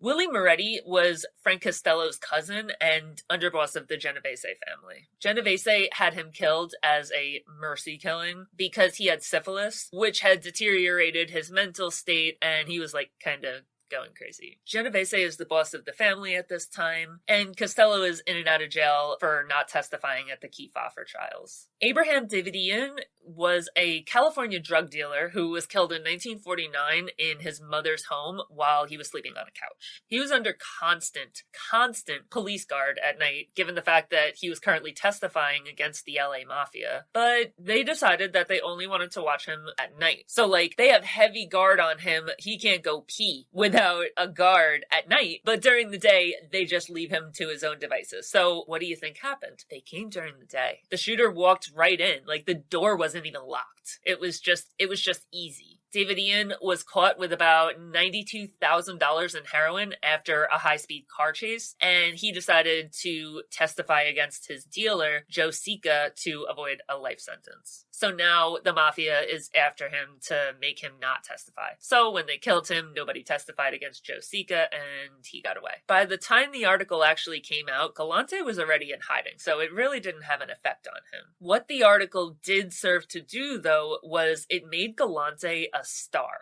From that point on, he was regularly in newspapers, like I'm talking John Gotti level celebrity. He had been brought up on drug conspiracy charges, and since he knew that they were coming, he went underground and he just was hiding because he didn't want to do a really long prison sentence. And wouldn't you guess it, the way that he was eventually caught was that he was pulled over when he was driving. He was driving on the Garden State Parkway in New Jersey. Cops were tailing him, so it's not like they just randomly pulled him over. They were tailing him after an informant told them that he was staying at a house on Pelican Island in South Jersey Shore, and pretty much the informant was able to tell them everything, the kind of car he was driving, exactly where he was staying, everything, so cops were able to follow him and pull him over. Pretty amazingly, he was given bail. Usually when people go on the run and they're captured against their will, they don't turn themselves in, they usually don't get bail. The judge issued a $100,000 bail and off he went. He was indicted on additional narcotics charges on May 18th, 1960, and he turned himself in instead of continuing to run. I think he hit that I'm too old to run type shit. The first set of charges led to a mistrial because jurors just started mysteriously dropping out of the trial. The jury foreman just so happened to fall down a flight of stairs at an abandoned building in the middle of the night, so he couldn't continue. I wonder what happened there. And he wasn't the first, and he wasn't the last. So after so many jurors and all the alternates had started to drop out, the judge just scrapped the trial altogether. He was like, enough. This is getting people hurt. I'm not doing this anymore. So that was ruled a mistrial. A mistrial just means that that particular trial is off. It doesn't mean that the charges are dropped. It doesn't mean that the person's not guilty. It just means that that trial with those jurors is shut down. They are more than welcome to open up a whole new trial. But people want a mistrial. They'd rather get a mistrial than get a guilty verdict. He did get a sentence of 20 days in prison from the first trial for contempt of court because he had some crazy outburst in court. One of his co-defendants, Anthony Mira, also got a 20-day sentence. So So they pulled some crazy shit in trial because 20 days is a pretty long time for like just saying something. Like they must have been throwing chairs and losing their minds, screaming at the judge. Like some crazy shit had to go down to get a 20-day sentence from just being at trial. On the second set of charges, he was found guilty. On July 10th, 1962, Galante was sentenced to 20 years in prison, which at his age kind of indicated he was going to die in prison. Like that's a long sentence for an old man. He spent his prison sentence at the Federal Detention Center in New York City, at Alcatraz, Lewisburg Penitentiary, Leavenworth, and Atlanta, and it all went off without a hitch. He didn't get in any trouble. He was a model prisoner, and he actually ended up getting out early, and he only did 12 years. He was released on parole in January of 1974, which 12 years when you have a 20-year sentence, that's a big cut in time, especially when the FBI claims that you've killed over 80 people and blah, blah, blah, blah, blah. You're famous, this and that. It's a huge accomplishment for him to have only done 12 years. Because it definitely was like headline making news that he was getting out of jail. This time around, the entire time he was in jail, the only thing that he could talk about was how when he got out, he was taking over the Mafia. That was it. He was bound and determined he was going to get out of jail, and he was going to become the capo di tutti capi. He was going to be the boss of bosses and take over the entire American Mafia. He vowed to be the capo di tutti capi if it was the last thing he did. So when he gets out of prison, his first order of business upon being released from prison was to blow up the mausoleum doors of Frank Costello, his arch nemesis who had died the year before of natural causes. Now, by this time, Bonanno had already been ousted by the commission. They voted Philip Rusty Rastali in as the new boss of the Bonanno family. So I actually just had to look it up. By this time, the Banana Wars or the Bonanno Wars had already happened. So we're already past that. That was to kind of gauge who would be leader, and Philip Rusty Rastali walked out on top of that. So Banana Wars happened already, which is like the only war that was ever in the Bonanno family. The Bonanno family had actually like prided themselves on never having a dispute or anything. So the Banana Wars, like that rocked them. But remember that the Banana Wars, it tore the family apart. So when Galante's getting out of jail, this is a fractured family that he's coming back to. When he gets out of jail, he has one singular focus. He has blinders on, like he has one goal. His goal is to gain control of his family. In 1976, when Rastali went back to jail, Galante took control of the family unofficially. This wasn't sanctioned by the commission. He just said, I'm in power, and everybody said, like, okay. The only problem is, after a 12-year stint in jail, he had kind of gotten forgotten about. Galante had a way overblown feel for himself. Like, he thought he was the absolute shit. Nobody's better than him. Nobody deserves to be boss as much as him. Nobody can stand next to him. He was the biggest. He was the baddest. He's the best gangster to ever walk the earth. And he just believed all this and nobody else did. So he gets out and everybody's like, wait, Carmine Galante who? Like 12 years is a really long time. Think of all the things that happened in 12 years. Like, okay, 12 years ago was 2010. 2010 is so long ago. Like, okay, for instance, in 2010, the BP oil spill happened. That was where they sprayed like tons and tons and tons of oil into the ocean. Do you guys remember that? Because like, I'm sure that if you do remember it, you're like, oh shit, I forgot that happened. Because that's what I was saying. So when he comes out, everybody's like, oh yeah, Carmine Galante, that's crazy. I haven't thought about him in so long. So he comes out and he's like, yeah, I'm back, and thinking everybody's gonna be like dropping at his feet. And everybody's kind of like, oh, dope, like, cool, good to see you, bro. The rest of the world is just like going on about their lives. They don't see him as the biggest and the baddest. The families had begun to evolve past him since he was virtually useless. He's sitting in jail. Like, he's not a part of the mafia anymore. He's in jail as a mafia member, but he's not integral in day-to-day going-ons. A sixth family had emerged, and that is Nicolo Rizzuto's Canada family. I'm not really going to go into him because I told you in the beginning, I have 6 episodes fully researched and ready to go, and Rizzuto is one of them, so I'm not going to go into him whatsoever. But his family pops up at this time. It's not really a 6th family. See, like, there's a book that's written, like, the 6th family of the Mafia. It's not the 6th family. Like, if there was going to be a 6th family, it would be Jersey or Chicago, not Canada. Like, that's a freaking joke. It makes me crazy when people do shit like that. Like, Jersey has been around since forever, and Chicago was around with Al Capone. Like, absolutely not would Canada be the 6th family. But this family comes to power. And when this family came to power, they filled a lot of the holes that Carmine Galante not being there anymore left.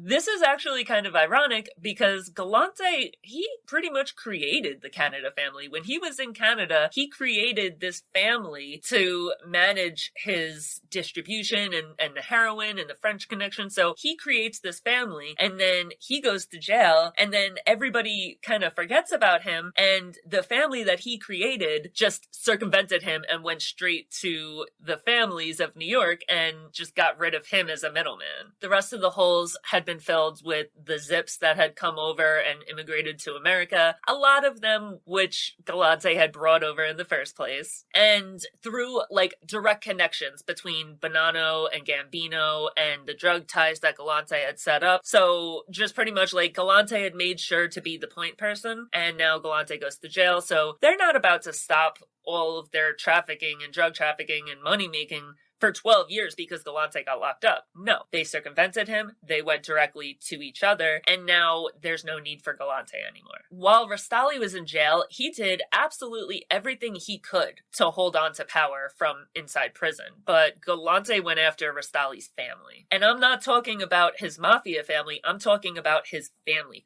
Rastali's son-in-law was killed on the streets by Galante's hitman, and that right there, like, that was enough. That made Rastali yield leadership to Galante. He was like, you know what? You want it that bad? Have it. I don't want it anymore. I don't want any of my loved ones to die. There's nothing I can do from in here. So yeah, you want leadership? Take it. See if you enjoy it. The commission never okayed this power grab, but nobody was really telling him no either. So like, they didn't say yes, but they didn't say go sit down in the corner, little boy. Like, they just kind of watched and saw what was going to happen. Galante had 8 members of the Gambino family killed in order to take control of the drug trafficking operations. And he did this because he felt like it was owed to him. And it was, in a sense. He created all of these relationships, and then they circumvented him because he went to jail. On one hand, it's his fault because he went to jail, he got caught, and he disappeared, and they're not going to stop their business. On the other hand, he should be compensated for creating the relationships in the first place. So he comes out, he starts killing Gambino members. He hates Gambino, and he starts taking these men down. So at this point, 8 members of the Gambino family have been killed. He also starts to blow up pizza parlors in Jersey, in Pennsylvania, in Delaware, in New York. Any business owned by a Gambino family member is now fair game, and he's coming after it. Him going after pizza parlors, it's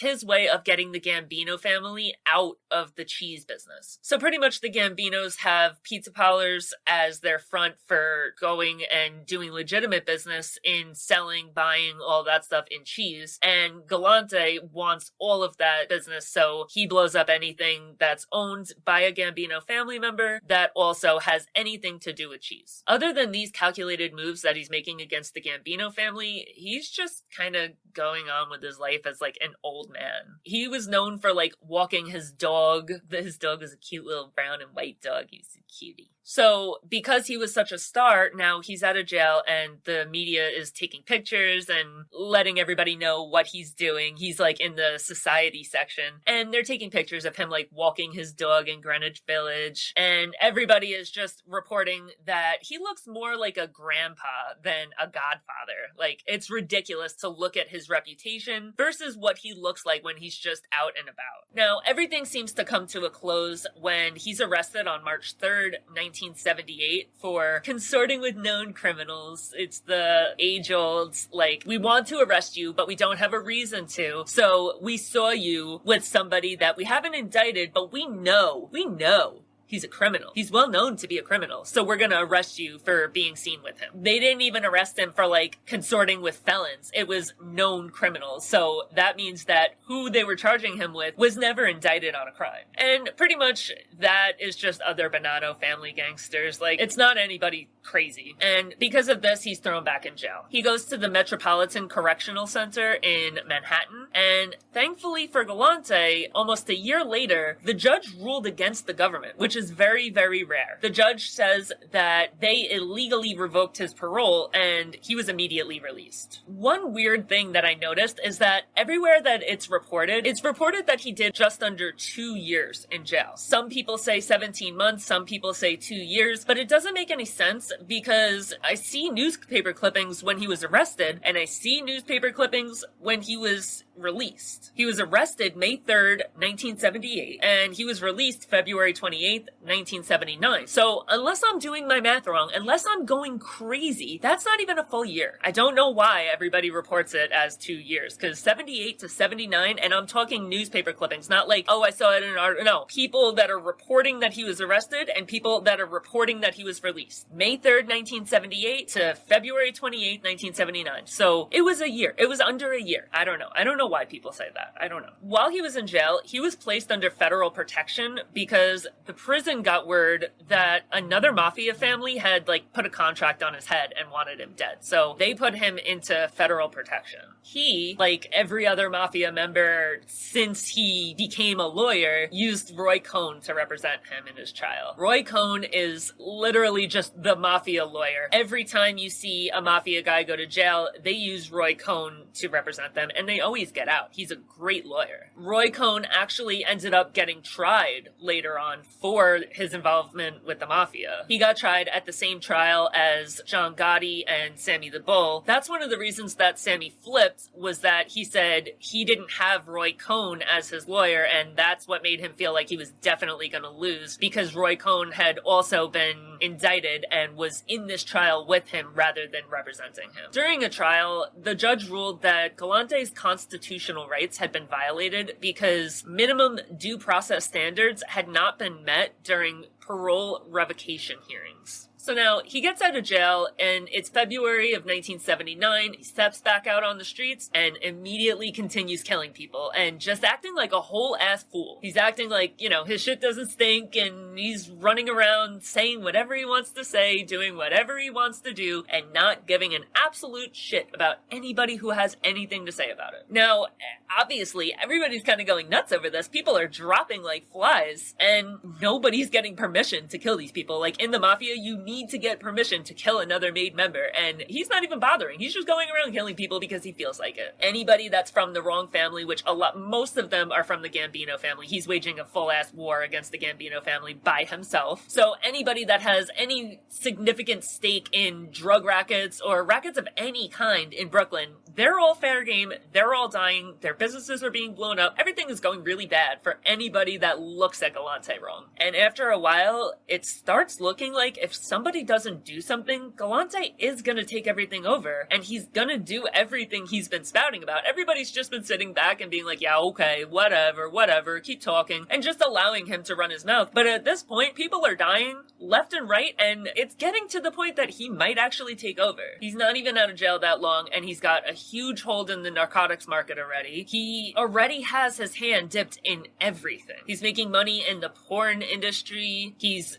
making money from loan sharking, labor rackets, legit like a cookie cutter mafioso. On top of that, after the newspaper article had been written about him, dude is super famous, and he's regularly like the front page news story. That's a really bad thing for the Mafia. When people get too popular, it brings too much heat to the families. It's extremely bad for everybody involved, because if there's a lot of attention, there's attention from the public, and you know, that's great, oh, I can sign autographs, but that also means a lot more more attention from the authorities. Galante owns a dry cleaning company in Little Italy, and he uses this to clean his money. At this point in 1979, Gambino had passed away. So Gambino passed away in 1976. So because Gambino no longer exists, and Galante looked at Gambino as like the capo di tutti capi, he's running around telling everybody that that's going to be him next. He's the boss of bosses, and because Gambino's no longer around, he is now the boss of bosses. Gambino dying was actually a really big deal for Galante. He hated Gambino. I'm talking hated him. He hated his ideas. He hated his rules. He hated his ideals. He hated the way he ran shit. He hated the way he looked. Like, he hated his hair. He hated everything about this man. Now, for a normal person in the Mafia, that wouldn't be that big of a deal. You're not even in the Gambino family. Why do you care? But Gambino had a chair on the commission. So it really did matter. It did have an effect on him. So at the end of the day, him dying mattered. It was a very good thing for Galante. Gambino and Galante, they always clashed. They really disagreed on a lot of subjects. And the biggest one that they clashed and the biggest one that they argued about was Gambino's reluctance to allow any kind of drug dealing within the family. So Gambino is on the commission, and the commission is the ones that are making decisions for the entire Mafia. So what the commission says goes. So if the commission says no drug dealing, guess what? There's no drug dealing in the Mafia. Galante's main revenue source is heroin. That's a huge problem for him. Another big problem is Gambino's refusal to let the families grow. Gambino closed the books, and if you know anything about the Mafia, you know that there was a long period of time that the books were closed. They were not accepting new members. They were not making any new men. It was closed. Everybody that had a problem with that was all told, just wait until Gambino dies. As soon as Gambino dies, we'll open the books again and we'll start making new members. So Gambino is solely responsible for not allowing new members to be made. And remember that Galante, he's bringing zips over from Italy. He's making new families in Canada. He is trying to expand the Mafia. So Gambino turning around and saying, nope, no new members, that's an issue for him. He viewed it as veering away from the traditions of the Mafia. That's the whole point of the Mafia, is to make new members and have a family, but he's not allowing the family to grow. At this point, the Mafia is starting to turn into a more white-collar crime sort of place. It's turning into less viciousness, less shootings, less breaking knees. It's turning into like a more calm and collected way to go about things. They're going legit. They don't want to all be sitting in jail all the time. But Galante, he's just stuck in the old world, and he wants to kill people. He wants to take people out. He wants the drug deal. He wants it all. And the Mafia didn't want drug dealing because when you drug deal, if you get arrested, you get a huge sentence. And a lot of times when you get life sentences, that's what makes people flip. In order to reduce the likelihood of that happening, they said, okay, no drug dealing, because if there's no drug dealing, there's no life sentences. If there's no life sentences, there's no flipping. And everybody had started to rat at this time. So no more, that's it, no more drug dealing, cut it out. So Galante's pissed. And the number one reason that he hated Gambino was for Gambino's part in the decision to oust Joe Bonanno. Joe Bonanno was Galante's mentor. He was Bonanno's protege. He loved Bonanno so much. So when he found out that Bonanno had been ousted from the Mafia, he came out swinging. He came out talking all this shit. He came out killing people, and it was all because Bonanno had been ousted. Eventually, the bosses of all the families were starting to get nervous, so one decided to do something about it. Frank Thierry, the current boss of the Genovese family, started feeling out the rest of the bosses and the higher-ups in the families to see how they would feel about Galante catching a bullet. He even went to the extent of reaching out to Joe Bonanno, which is crazy because Galante is Bonanno's protege. You would think that would be a hard no. But he got the nod. He got the nod from everybody. Everybody okayed Galante going. Thierry also knew, though, that nothing that he said would be half as powerful as anything that was said by one man and one man only, Rastali. he is the last boss that had been recognized by the commission as a boss of this family. He's sitting in prison, and this dude is out here killing people left and right and saying he's the boss of the family and he's the boss of the mafia. So he goes to Rastali. So after he goes to Rastali comes back to the commission, and Rastali is like, all right, listen, like, I hate this dude. He killed my son-in-law. He's killing anybody in the mafia that looks at him wrong. He's saying he's the boss when he never got that permission. He's not getting permission to kill all these people. He's swearing he's the next boss of bosses. And I'm sitting in jail. I can't murk this dude. I can't do anything about it. Please do something. Like, how are you allowing this to happen? This is crazy. Exactly as Thierry had expected, once it came out of Rastali's mouth, the commission quickly gave the official nod for Galante to get clipped. According to Persico, he was the only one out of the 4 bosses to vote in favor of keeping Galante alive. So now you got 5 bosses, and Persico is the only one that says, maybe it's not such a good idea to kill him. You also don't know if that's true. It could have been unanimous, and Persico was just like, oh yeah, I didn't do that, no, like, who knows? According to Persico, he was outnumbered, and the official price was put on Galante's head. At this point, honestly, it was like Galante was antagonizing them into killing him. He's running all over town saying that he would never be killed because nobody in any of the families has the balls to kill him. Like, what do you think is gonna happen, bro? Like, this is the Mafia. You're not the only person with a set of balls. Galante had 2 bodyguards, Baldo Amato and Cesar Bonventre, which Bonventre, that is Bonanno's cousins. But it doesn't really matter either way because Bonanno gave the okay. In July of 1979, only a few months after that initial okay came from the commission, 69-year-old Galante headed for a restaurant, Joe and Mary's Italian-American restaurant at 205 Knickerbocker Avenue in Bushwick, Brooklyn. He headed there in a brown Lincoln passenger car. He had Amato and Bonventre with him. When the 3 got out of the car, they went into the restaurant and they sat down to eat with Leonard Coppola, another Bonanno family member, and Giuseppe Turano. Turano was the owner of the restaurant and he was Galante's cousin. So he sat to eat with them. He went to this particular restaurant on this particular day because the owner, Torino, his cousin, was leaving for vacation to Italy and he was having a bon voyage party. As he was sitting on the back patio, 3 men came up into the back patio that he was at and started shooting. They all had ski masks on and they had both handguns and shotguns. And 3 of the men that were sitting, Galante, Coppola, and Turano, were killed instantly. They didn't even have a chance to pull their weapons. This happened so fast that it was just, they didn't even know it was coming. His left eye was blown out and this man had bullet holes all over his body. Like, I'm talking, this man was a strainer by the time they were done with him. If you've ever seen the picture of Galante laying dead, it's a very, very famous picture. If you've ever seen it, you know that Galante had a cigar in his mouth. That is not the case, though. He wasn't smoking a cigar. If for no other reason, he was eating. Nobody's gonna have a cigar in their mouth when they're eating. So, no, he didn't have a cigar in his mouth, but the people that shot him came up and put a cigar in his mouth as, like, a sign, like, hey, this is what you're known for. So they put a cigar in his mouth, so the pictures of his dead body, they have him having a cigar in his mouth. And I only know that because, like, there's multiple people that are in the Mafia, so I'm gonna listen to people that were in the Mafia. Even if they're now rats, why would they lie?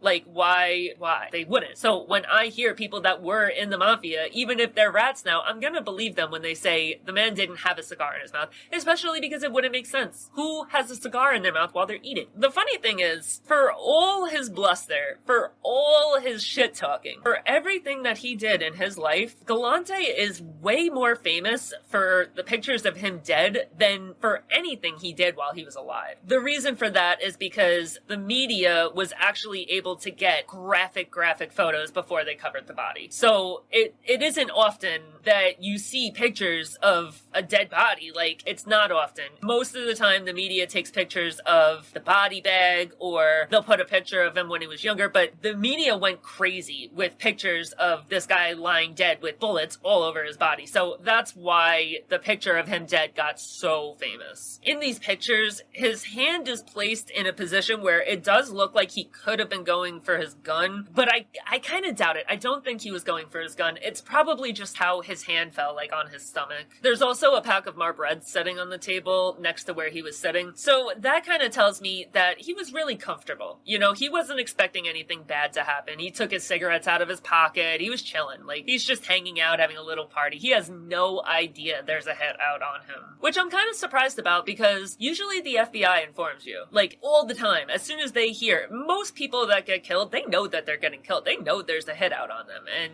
unless he knew and just didn't care, thought that nobody would actually make the move to do it, I don't know, but he was way too relaxed. Police came to the conclusion that Amato and Bonventre may have taken part in the hit. They're pretty sure that they did. They were able to see through ballistic evidence that they had something to do with it, but no one was ever indicted for the killing. The two bodyguards walked away completely unscathed, and if they weren't in on the hit, they probably would have gotten killed. They're bodyguards. Their whole point is to put their body in between the person and the person shooting. So if they walk away unscathed, they had something to do with it. There's also not one bullet anywhere indicating that any of the bodyguards shot back, which again is the whole point of a bodyguard. If they were doing their job, they would have been shooting back. They didn't put out one bullet. So they were in on it. They strolled out of the restaurant unharmed, unfazed, like, oh, do.